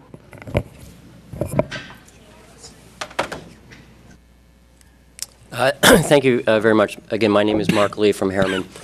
And we did a cursory evaluation of going through the worksheet that LEED requires for all the points. One of the biggest areas that we would have to make an investment is in the mechanical systems, the efficiency of the mechanical systems in parts of the building that we are not replacing. And we did, again, this is a sort of high-level estimate of what replacing all of those would be. And the estimated range of that was about $1.5 to $2 million. So that was the sort of order of magnitude cost that we would need to replace those systems, and that's the most significant aspect of deficiency in meeting the LEED standard. So to just be certain that I understand you, what you're saying is that we would need to budget add to the budget $2 million in order to assure that this project could meet LEED Silver, should we choose to do that? Based on our initial tally of the lead points. That should be enough money added to It's to, again, a replacement of the mechanical systems that are not scheduled to be replaced as part of the renovation work right now. Okay, thank you. Speak though. Mark, my understanding is that the renovation project meets LEED Silver standards. Is that true? The areas that the new areas that we're doing, those, if we took them in isolation, would meet LEED criteria. So it's portions of the building that we're not doing as much renovation to. Those areas wouldn't meet, and most of it's because, again, we're just not making that level of investment. And mostly it's in the energy piece of it. Energy is a big part of the LEED point system, and so the idea of replacing energy systems in several of the classroom areas are not part of it. But the new components that we're doing, and those would meet LEED standards. Thank you. Ms. Davis? Could you translate that into percentage of the building? How much of the building, as currently planned, would meet LEED? Approximately, as designed right now. As designed, right. Approximately 30%. So 70% of the building would not meet LEED? That's correct. And it would cost us $2 million in additional funding to have 100% of this building meet LEED. That's Am I potentially correct. Yeah, our initial review of the information. Okay. And is it your recommendation that should the board choose to meet LEED, that $2 million is a safe figure for us to budget in at this point in the planning? I would say it's an initial figure, and we'd like the opportunity just to verify that figure, but that was our initial take at looking at the figures. So, it qualified, like opportunity to go back and sort of verify. If you're asking us to include that, we would go through a little deeper level of study of that to give you a more certain number. But again, we came up with a range of $1.5 to $2 million. Okay. In terms of our process this evening, how firm does our number need to be?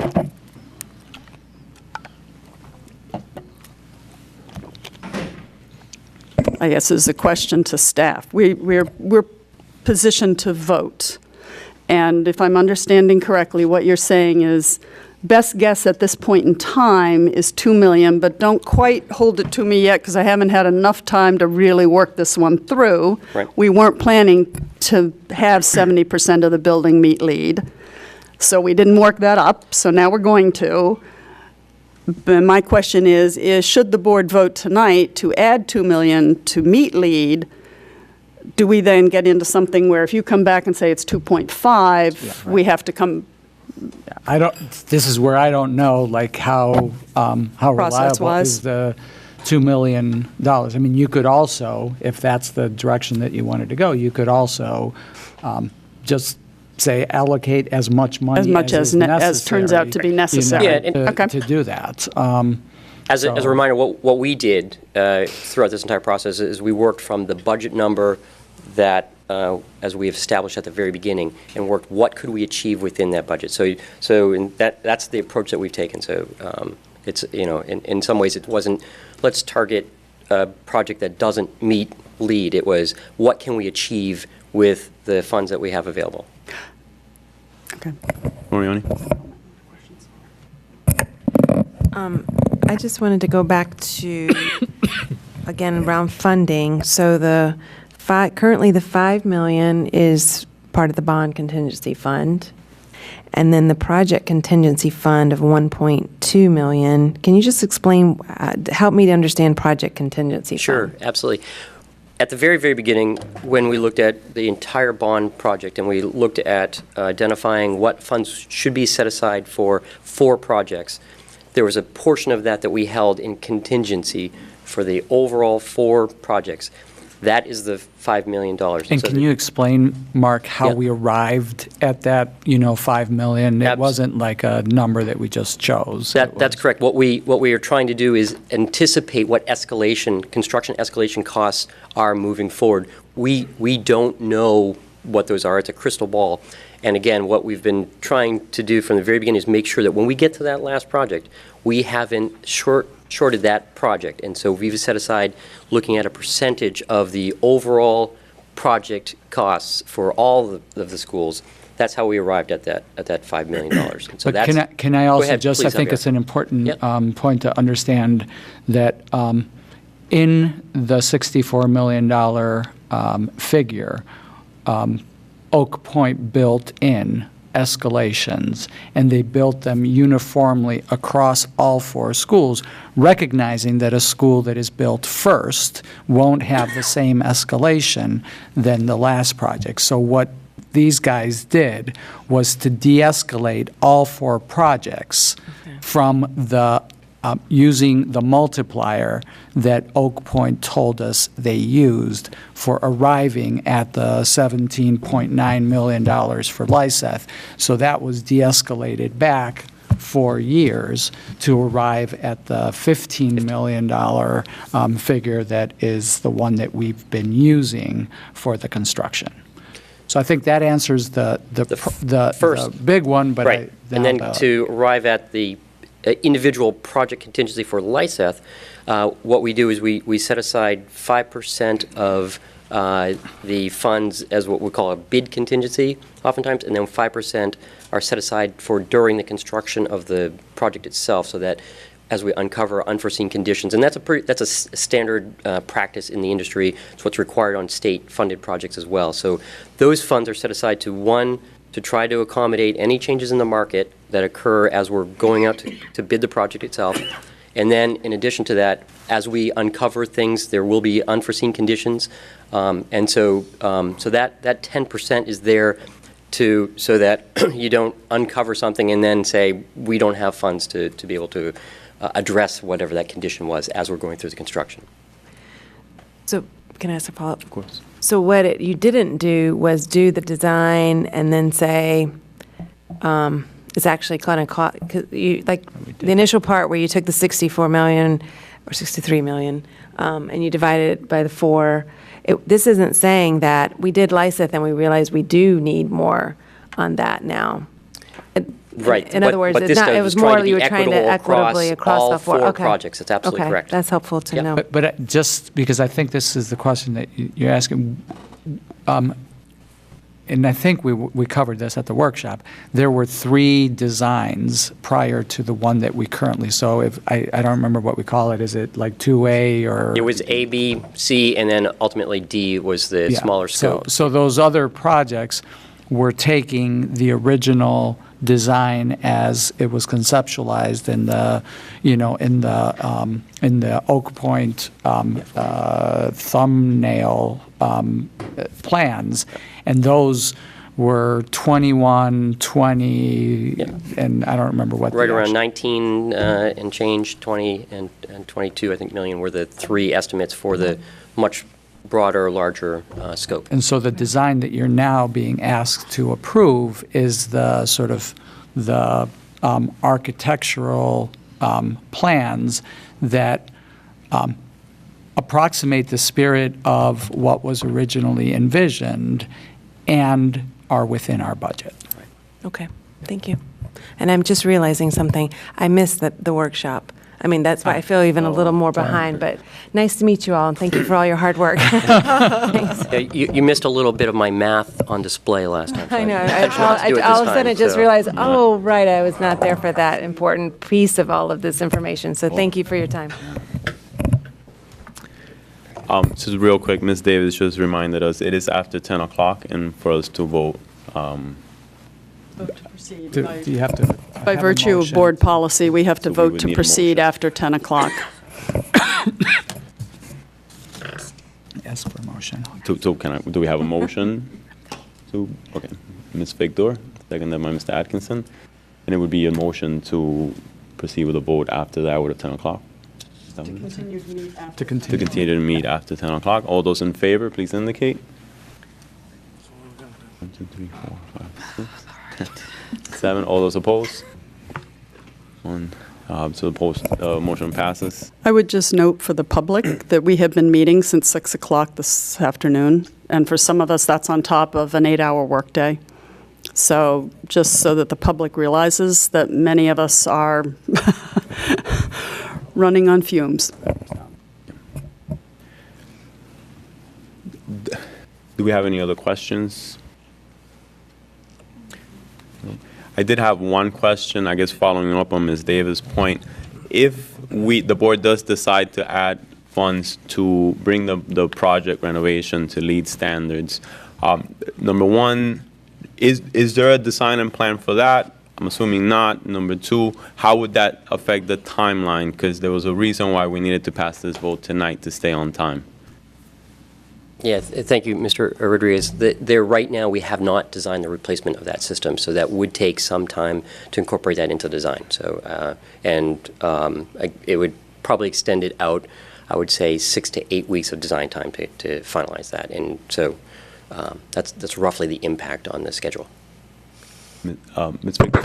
Just to make a clarification again, so the project will meet LEED standards. The entire school will not meet LEED standards. So I just want to, in your wording, I just want to again clarify for those who might not be as focused on the details, that we're talking about renovations, and we're talking about, renovating 4 schools, which is a huge undertaking, and the idea that in that process we could bring all 4 schools up, all 4 very old schools up to LEED standards, LEED Silver standards, is not something that we discussed during any of the many hours of discussion through the school board's proceedings, through the ad hoc committee, through the city council's deliberations. It's a valiant goal, but it's one that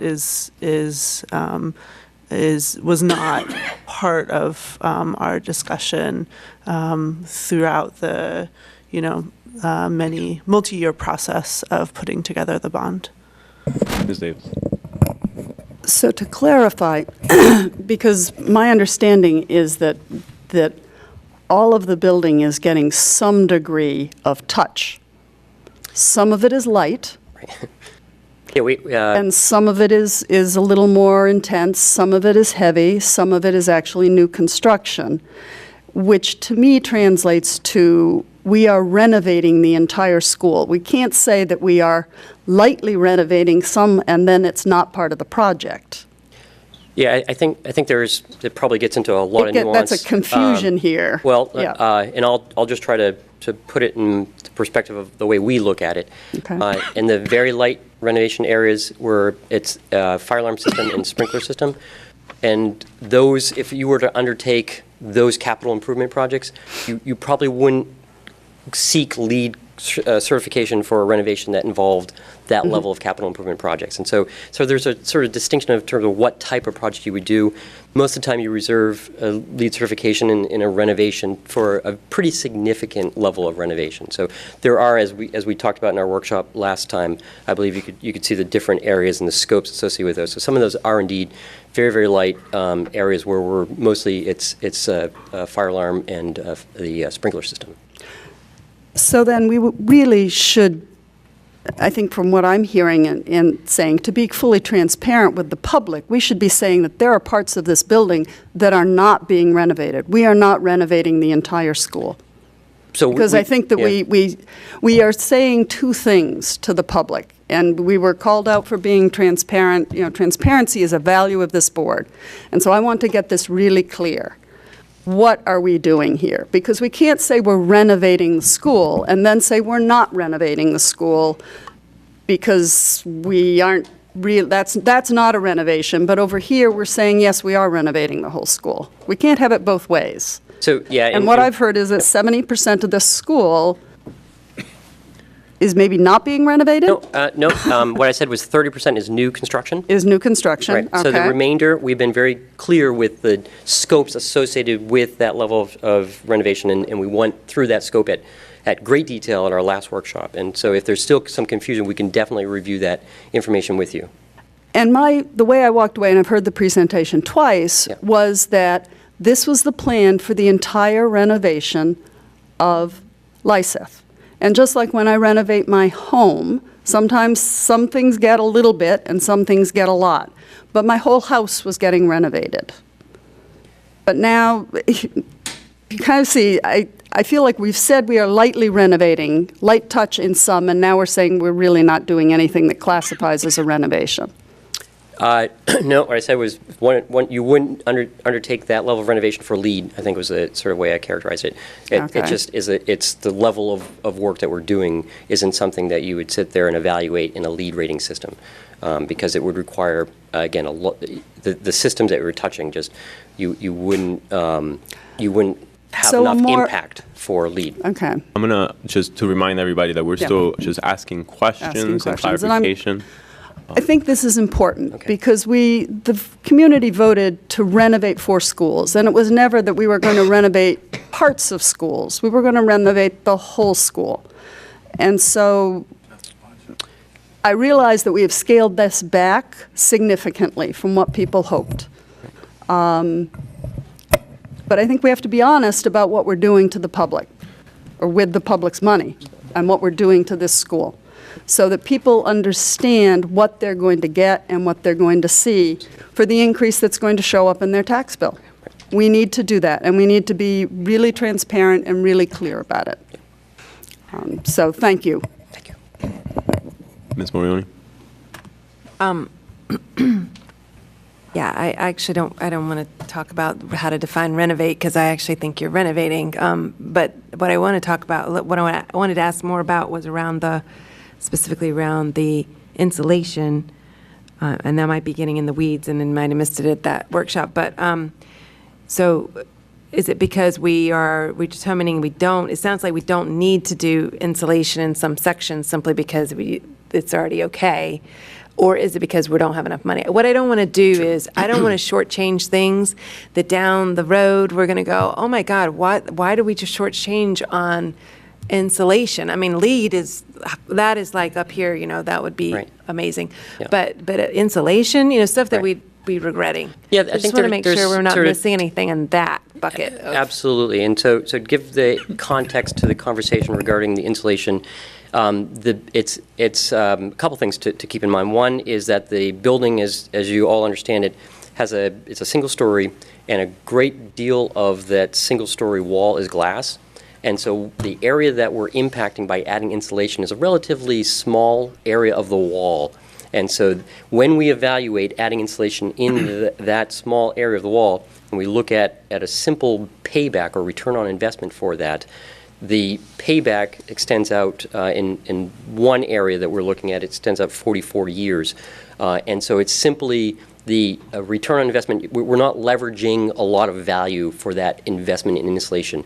And as we've done with all of this project, what we're trying to do is leverage as much value, both from a systems perspective, but also, importantly, from an educational equity perspective. And so those are the sort of aspects that we're dealing with. One, it's the wall itself doesn't have a lot of area to insulate because there's so much glass, and that there's a lot of there's a long payback, and we looked at overall comprehensively. If we added insulation to all of the walls in the building, not just in some heavy renovation areas, it's still in a 30-year payback range. And again, it has everything to do with the calculation of the wall area that we can impact. But going back to that overall question around, you feel like what you're presenting is going to have a longevity. I mean, it sounds like you're feeling confident. We're not shortchanging anything with what we're doing here. Right. I think because we're stretching it to 4 schools, you're not going, God, I really wish that, they had put more into this. You know what I mean? Yeah, and I think, again, that part of it is understanding what we're trying to do across all the schools. If we were to say, let's add insulation to this school, you're going to bond that insulation on a 30-something year payback over the entire life of that bond. Is that money spent wisely there? And yes, it would make the building more energy efficient, not a lot more, but it would make it more energy efficient. But if you could take that same money and put it into other systems that you'd leverage better return on investment, and that's what we're essentially trying to do. And the one thing that I have heard also is around the pavement and the exterior. So that's still not part of this. And that's something that we're going to have to also figure out how to pay Right, for. we have to figure out the funding, and I think as Superintendent Botana had mentioned, we've broken it up into smaller phases to look at how can we accomplish it over a series of different time increments. But right now, with trying to fit within that budget that we established at the beginning, that piece has not been included yet in our estimate. So the good news in some respects is that our estimate, since we last met in December, our estimate came right in at the budget number. And so we're pretty excited about that. That right now we're looking at going out to bid and getting a lot of the features that we've talked about with everyone at the community forums, and that right now we're on budget. So that felt very good. What should we say to the community about the paving? I think what we're waiting to understand is we're ready to implement it. It's a matter of the strategy for funding it. Yeah. Okay. And so, can I just clarify on that point? Because I just want to go back to the fact that the DABC asked for a phasing plan, and so you have a phasing plan. So there is, the option, just like there is an option to say we're going to dedicate $2 million to LEAD, there is an option to say we're going to dedicate $1.3 million or $400,000 or $800,000. I don't remember what the the chunks are for the different phases. That option exists, and I just the reason that we've had these conversations the way that we've had these conversations is because any additional investment that's made now is coming out of the contingency that's available for escalation in subsequent projects. So. And I can add that when we do the addition renovation, whatever we're going to call it, to build this school, phase 2 would be the bottom part of the circulation plan with permitting with the city to take into account stormwater features and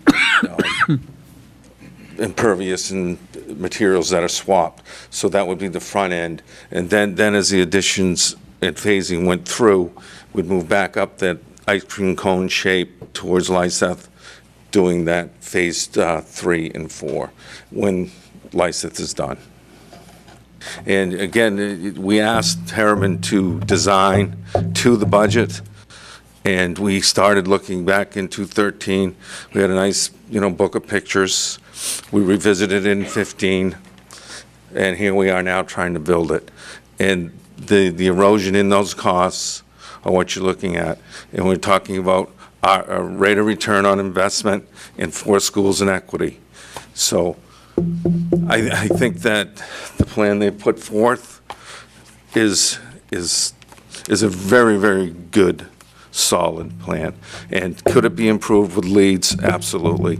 And I would love to put leads in all 4 schools. The reality of our budget and what we're going to do in the next 4 to 5 years is imperative that we make these decisions to move forward with the best designs we can put forward. So Ms. Bondo, Ms. Davis, and I think Ms. Victor, and then if we can just kind of see if there is going to be action or if there's going to be an amendment, let's kind of move it along. Yeah, I just want to make sure, because when I write, I see then we don't do anything with the bus pool, where the bus can, where we drop the kids actually is not going to be touched. So that means we're going to just use the same way it is right now. Just make sure the safety of the student will be fine, because we have 2 schools. And then make sure with the new renovation, that way the dropping off will be safe for the student to be dropped off every morning.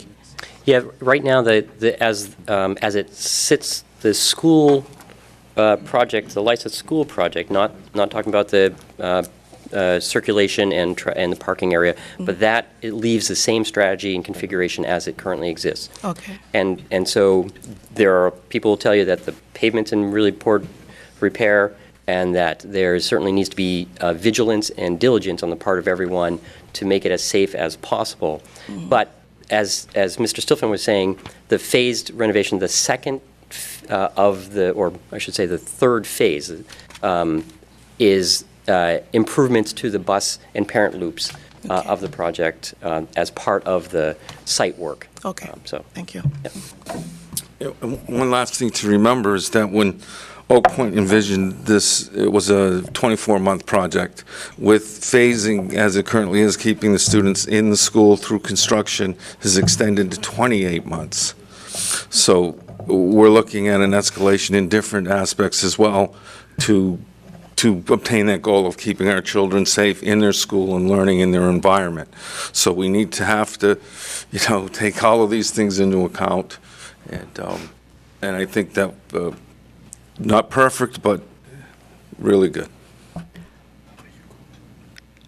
I have another question.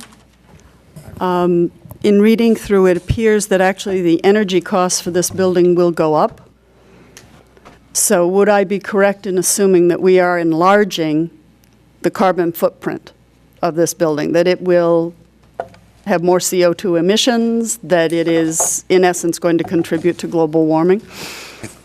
And from the hydronic side or the boiler side, we're still burning natural gas. Which is a fossil fuel. Which is a fossil fuel. It's going to increase that, but the boilers are brand new, highly efficient burners, a whole different setup, which we haven't been able to track or trend due to we just installed them. So electrical costs, square footage increases, there'll be estimates. Yep. I mean, primarily it's the increase in area. In fact, what we're doing is actually lowering the unit footprint, if you will, over the overall building because the new additions are significantly more efficient than the existing. So because we're adding 30% of the total will be new construction, we're increasing the footprint of the building, and it costs energy to do that. So, yep. What would the impact be if we brought it all to LEED standard? Would we be maintaining or lowering? Would we use less energy? No, you'd still be slightly above your current. Again, as we looked at there's so much of that wall area, and we talked about the insulation, so much of that wall area that's glass, and so I think we're still going to be a net gain in the energy consumption. Is it less of an increase? It'd be less of an increase, absolutely. Okay. Yeah. That's all I need to know. Ms. Victor, I think you had the last question. Mark or Lisa, I was wondering if you could speak to some of the 21st century learning features that are included in the plans. Yeah, this is obviously where a lot of the investment is made. It's what we get pretty excited about. In fact, it looks like my colleague, Ms. Sullivan, would like also to address Give Mark a break. some of this. But this is the part that we really love and think is going to be transformational when we think about the investment in this project. And so with that, I'll actually hand it off to Lisa. So, thank you, Lisa. Thanks. For everyone who hasn't met me, I'm Lisa Sawin, working closely with Mark on this project, as well as Steve and Doug. So a lot of the 21st century spaces are those spaces that are outside the classroom. So small group areas, large group areas, sort of those independent pull-off spaces. A lot of every student has different ways that they learn, so really catering to those different methods of learning. And also creating a connection to the outdoors. Something that's very unique at all of your schools, and particularly Lyseth, that we've learned is the Harvest Fest. It's a huge deal at their school. They're very invested in growing their own food, celebrating that process, having the harvest. So we've worked really hard to make that connection, not only with the community's involvement in that, but also the connection to outside. So we've created 2 courtyards that are more protected outdoor spaces than the rest of the outdoor environment. And so there's great educational opportunities there as well for the students. Excellent. So if there's no other questions, excuse me, is there any public comment on the item, on the motion, excuse me? You know the routine. Stephen Sharp at Cumberland Avenue, Portland. I just want to speak to some of the details of the plan and work being presented. And I want to start out with a question. I've got a couple questions at the end. I'm going to have a question at the beginning that I want to answer afterwards. What exactly is the board approving tonight? It wasn't very clear in the backup material what exactly you're approving, because it refers to approving, allowing Harriman to proceed with design. Are you approving the spending of money to actually build the school, or are you approving just a design phasing process? So, in terms of the circulation issue, that whole part of the project, essentially that, and I actually agree that the insulation seems to be not really that important because if you look. Window frame, it's probably 2.5 feet, that you're going to be insulating, and it's glass, which is your real, in terms of insulation, you can't insulate glass, really, I mean, other than triple pane glass. That's your real evil in terms of, heat escaping out of buildings, essentially. So there's not much you can do about that with a school, But in terms of the other costs, essentially, you've said this school's now going to cost $12 million as opposed to a higher figure. But then you're saying, but we're not going to include the circulation. We're not going to include this thing, You need to define all the costs, include all of the costs, and make it, this is what it's going to cost. Where you're getting the money from is really a separate conversation. If some is going to come out of this pot versus, that's really a separate conversation and really is outside the purview. It's really a finance committee question as to where you're actually going to get the money from. So I'm not quite sure why you're worrying about that in terms of this. The problem we've had in the past is we've build schools and not put all the costs into it because we don't, it's like, this public won't approve it. And then we get a school like the East End School when it was built, they didn't put money in for the actual cabinets and stuff. So they had to go bring money in later on to actually outfit the school. And that should not happen in any of these school projects.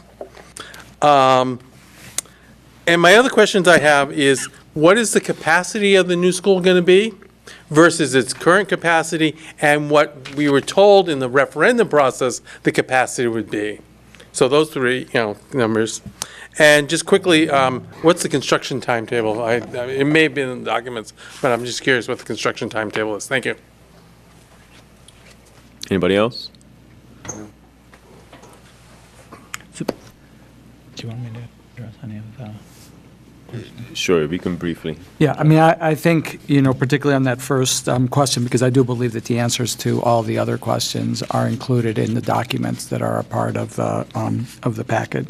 The board is being asked to approve the design specifications that are a part of the packet, and that includes the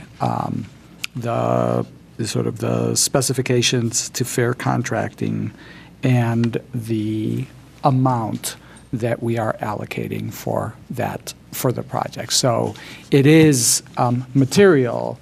The amount is material because we are, in essence, saying that that is what we are going to allocate to this project. And so that's why we've been, we've tried to be fairly deliberate about, if you want to do something else, this is these are the fund sources that are available to do that, and the time to do that is now, because we're sending these guys out to develop the bid specifications for a contractor to submit. Thank you, Superintendent. Is there any further board discussion? Ms. Davis. This morning, the New York Times feed led with America's carbon dioxide emissions rose by 3.4% in 2018, the biggest increase in 8 years. One of the reasons cited was the last winter, which was cold and particularly had increased heating costs, the use of more oil and natural gas, which is a fossil fuel, albeit cleaner. It is not without an impact on global warming. And that was, they particularly called out New England. They called out us. It went on to say, but if the world wants to avert the most dire effects of global warming, that we must cut our use of fossil fuel emissions much more drastically than we're doing. We are sitting here making a decision about a building that burns fossil fuels. We are sitting here also in a context, and I realize that some of you were not a member of the community, you didn't live here literally in 2009 when our city council passed the Green Buildings Ordinance and really moved to say that Portland was going to be a leader in how we approach building public buildings. And certainly the intent of that ordinance, as understood by the public at that time. And I would say even now in some conversations I've had with counselors who were serving then and involved in it and with counselors now, their sense was that when we built a public building from now on, we would meet LEED Silver, or better. When we built the Jetport, which certainly, and some of the topics in Mr. Stockmeyer's opinion, I think are also germane here, because there are many ways you can value and look at whether or not something qualifies or not and trips this ordinance. But there really was a moral imperative in this ordinance to say that we were going to be leaders. We were going to ask our community, our business, everyone to really address their energy usage. And particularly when we built public buildings, that we would build them to LEED Silver at the least. The Jetport, for example, is built to LEED Gold. Rose School, we never debated about whether we had to do it. We simply did it. It was not, do we have to? It's, of course, we're going to, because this is a value of our community. I think this board is sitting at a point where we are facing that same decision. I, for one, cannot turn my back on that energy crisis. I believe climate change is real. This is not my area of expertise or my real sort of policy wheelhouse, but it's one that I have seen change over my lifetime. And we're talking about a school building that was built when I was in first grade. So I'm familiar with these kinds of buildings. I went to school in them. That's why when our initial conversation came up, I thought about sitting next to those cinder block walls, because I did. We're talking about an old building, and we're not addressing the energy usage of that building. Now, we can't make it a new building. It will not be Row. That's one of the things as I listened to these two projects, it's difficult, because this is not Row. This is not the same level of equity. The two buildings are not the same, but we are doing something.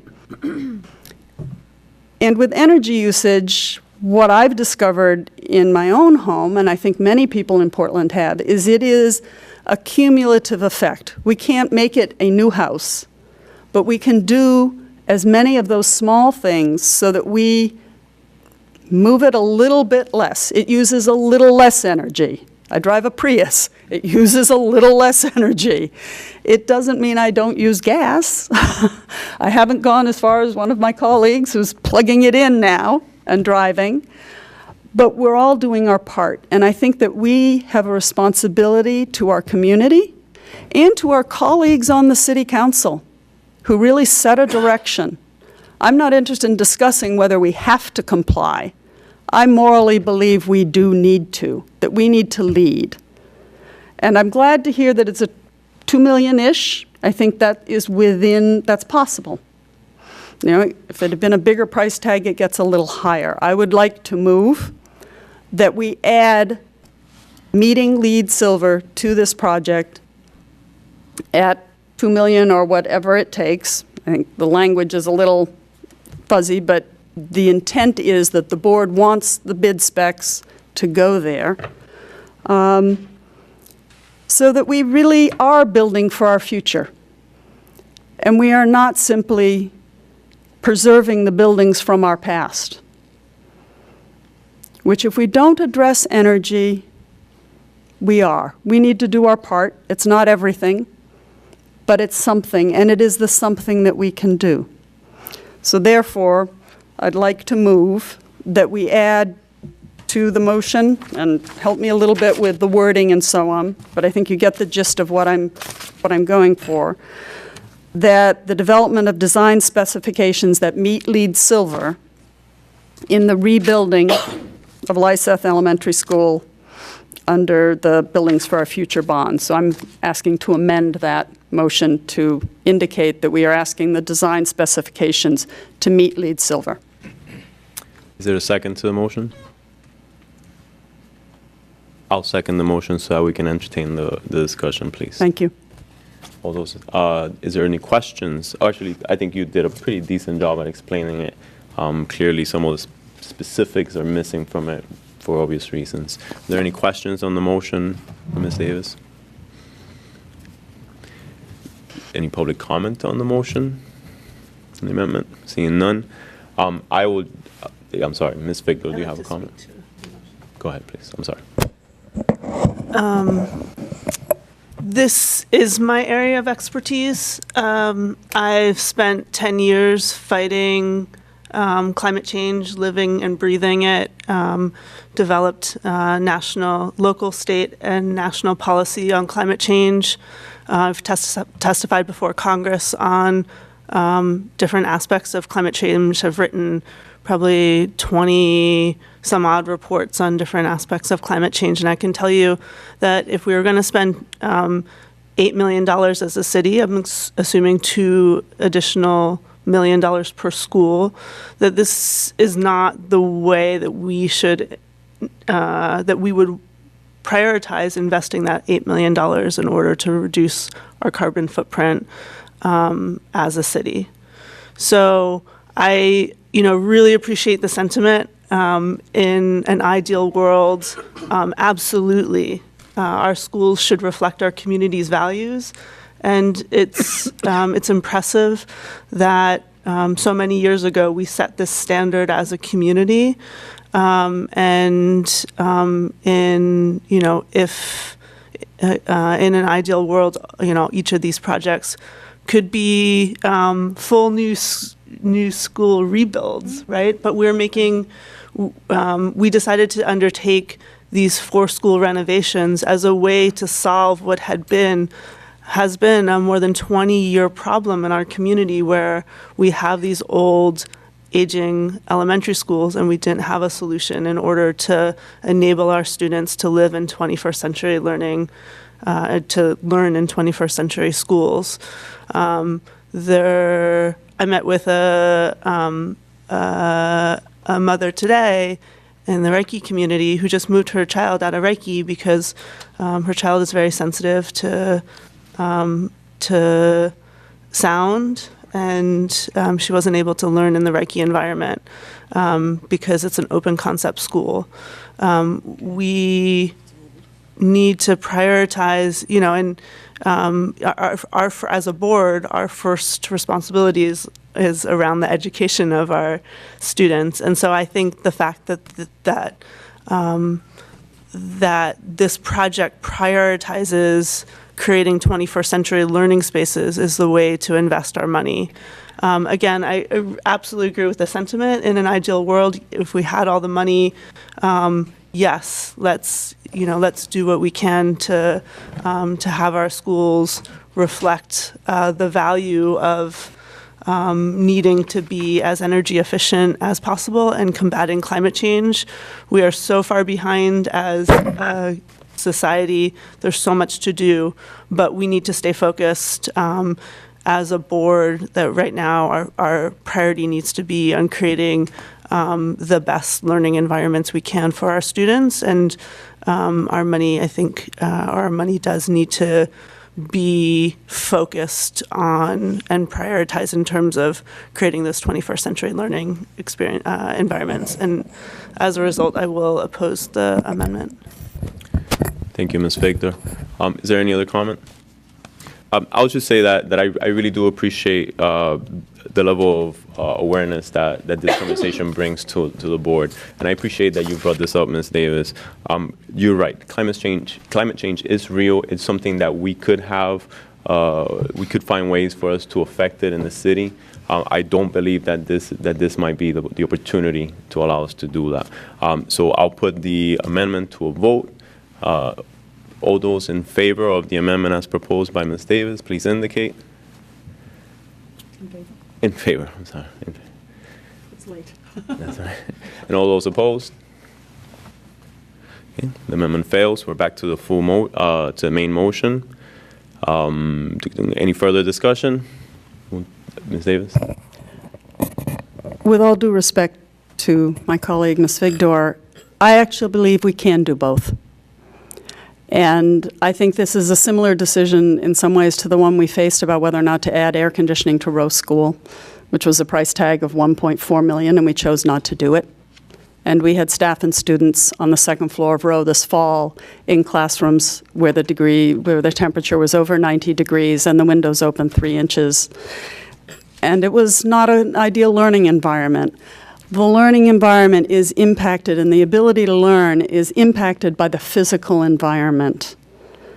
I believe we have a responsibility to do both. So I will be voting against this because I believe we can do better, and that as a community, we have already decided to do better. And I'm also going to choose to respect the city ordinance, which I do believe applies, even morally applies. Perhaps we can find a legal way for it not to apply to us. I'm not sure, excuse me, that the council agrees. In fact, the mayor himself said that he believed all 4 schools were to be LEED certified. He emailed me that when this issue was raised with him. So I believe we can do both. And so I'm going to vote against this at this point because I want more for our students and I want more for our community. And I see this as an opportunity for us to take that bold step. All those in favor of authorizing the superintendent to proceed with the development of design specifications for the rebuilding of Lysett Elementary School under the Buildings for Our Future bond, please indicate. And all those opposed? The motion passes. It's 8-1. I'm sorry, the students. I don't think we have a quorum. Thank you. Voting for or against? I'm sorry. Yeah, there you go. Your vote in favor? In favor. Favor. Thank you all.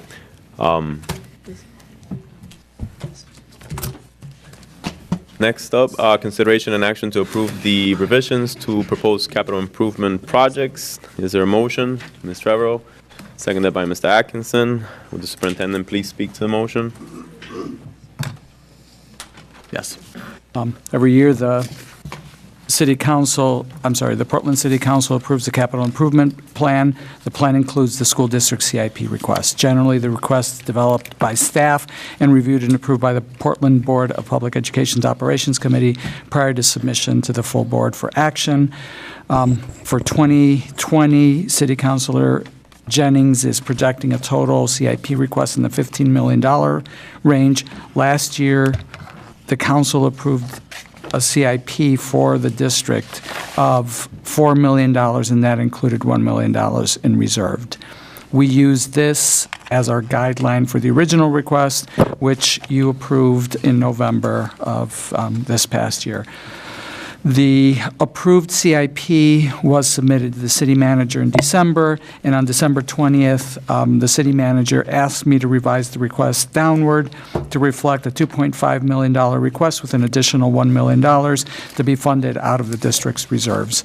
The rationale for the $2.5 million request is that that replaces the amount in the district's current debt that is coming off of the budget this year. So it basically is the replacement of our current debt that is rolling off, and we're replacing it with new debt. In doing this, we will be able to not increase the tax levy due to capital improvement plan expenditures, and combined with the $1 million in reserve, which were allocated at the end of the FY 2018 budget when we received additional state funding, we will still, I believe, be able to make significant strides in our capital program. You are familiar with the different packages that we used as the basis for our CIP, and the revisions that we are proposing to you today allow us to retain that general direction. So we still are, focusing on those packages, focusing on the sequencing of those, and the reductions are primarily achieved by scaling back some of the investments in Package 3 projects. Because of the city's desire to advance the CIP approval process to allow more beneficial bidding timelines, we are bringing this proposal back for your approval in a single reading. Let me just quickly walk through what the changes are in the proposed CIP. We are eliminating the DHS site drainage. Part of our conversation with City Manager Jennings was that the city is pursuing federal funds for some of those for some of those drainage projects as part of a larger citywide effort, and so we're proposing to zero that out in this proposal and work with the city to pursue that. We've reduced the DHS windows, basically made that into two-phase instead of a single phase of $810,000. We are proposing to sort of break that in half. We reduced what was originally allocated for the first phase of the Portland High School window replacement to $75,000 from $322,000, but we do have the money that was approved at the last board meeting from the Padula estate, which will go towards that. So even though that reads 750, that's 750 for CIP, but it's $275,000 with the money from the Padula estate. And then we are eliminating the window replacements at Moore Middle School. Again, would do that in the future. And I believe that's it. Is that it, Steve? That's all I can read sideways at this point in small print, so just okay, thank you. Thank you. Are there any questions on the motion? Seeing none, any public comment? None. Any board discussion? Ms. Victor, I'm sorry, you give me that. Thank you. I'm very concerned about scaling back the size of our CIP request. I was reviewing today the Sebago Technics report that details the $320 million in capital improvements that we need to make over the next 20 years, which is a big investment. And in particular, you'll remember that the report breaks out several different priorities, including a priority for years 1 through 5. And in years 1 through 5, they specify life safety, code, ADA, and security issues, which are many of what we have included on the CIP. And the total for those projects during years 1 through 5 amounted to over $35 million. So if you assume that we do that over a 5-year period, that's about $7 million a year. And clearly and those are just getting at life safety, code, ADA, and security issues. And so if we're scaling back our CIP request that was already, below this $7 million, it is hard to see how we dig ourselves out of the hole of having such large capital investments to make to maintain our schools and keep them both safe and secure and good learning environments if we are not willing to make the investments in the facilities. So I am disappointed to see this proposal to scale back the request. And I would suggest that if we're taking out $200,000 for site drainage due to pursuing other state level funding, I would propose that we add the Lyseth site improvements, $2,000 of those improvements into this year's CIP request in the stead of this site drainage line item that's currently included. Can I just speak on that sort of technical issue? I think there's a couple of issues, obviously just the procedural in terms of how to move that forward. But I also want to point out, and I'm unfortunately, Stockmeyer just left, but I believe that we cannot put into CIP things that are directly related to the bonded project. So I think that we are limited in that, and I would not want to, I think, if that's the direction that the board decides to take, that is something that we, I believe we've had legal counsel advice on this, at least informally. I don't know that we actually have a memo on it, but I think that there is I would be concerned about advancing that. Not to mention the fact that that would increase our request, so. I wasn't suggesting an increase, I was just suggesting starting to get at the funds we need to begin the different multi-stage projects. Any further comment? Ms. Morioni? I think we were at questions, I'm sorry.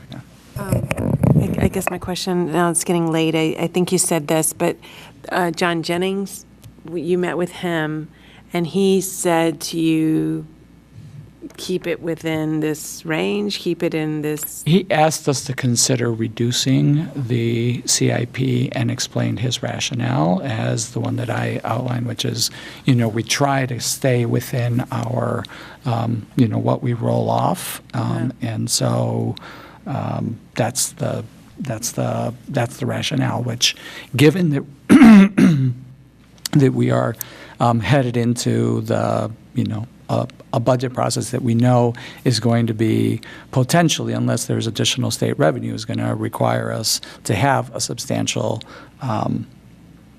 increase in the levy.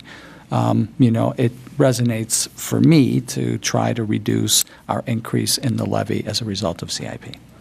And that was my rationale. Okay, I'll save my comment for next time. Any other questions? Seeing none, any public comment? No, I feel like I did that right. Any board discussion, Ms. Morioni? No, I agree with Ms. Figdor on this too. I mean, we keep talking about wanting to dig ourselves out of the hole of projects. I understand that, John Jennings he's always going to tell us to not, put in. I understand we're about to ask for, I'm sure, a lot for our own budget. And I don't know. I'm going to vote in favor of this because we need to get it moving. But I just think again, I get hesitant when we're going to the city manager and him telling us, I know we need to find a good partnership with that, but the city, in terms of our valuations increasing, there's still things that need to be figured out on the city side. That could essentially seems like would be helpful in the CIP as well. But I just had to say those things. Thanks.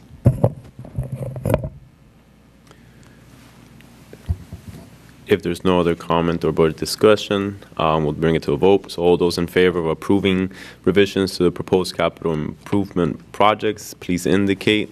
All those in favor? 1, 2, 3, 4, 5, 6, 7, 8 in favor. All those opposed? 1 opposed. And the student with the majority.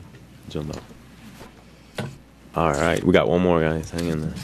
No, we're done, man. It's the first read. Oh. All right.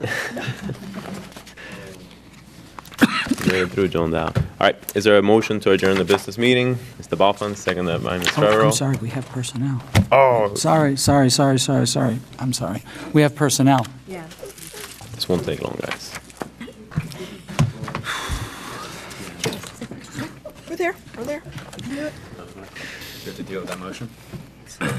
Consideration and action to approve the personnel items listed for probationary teachers. The motion, Ms. Trevor, seconded by Ms. Morioni.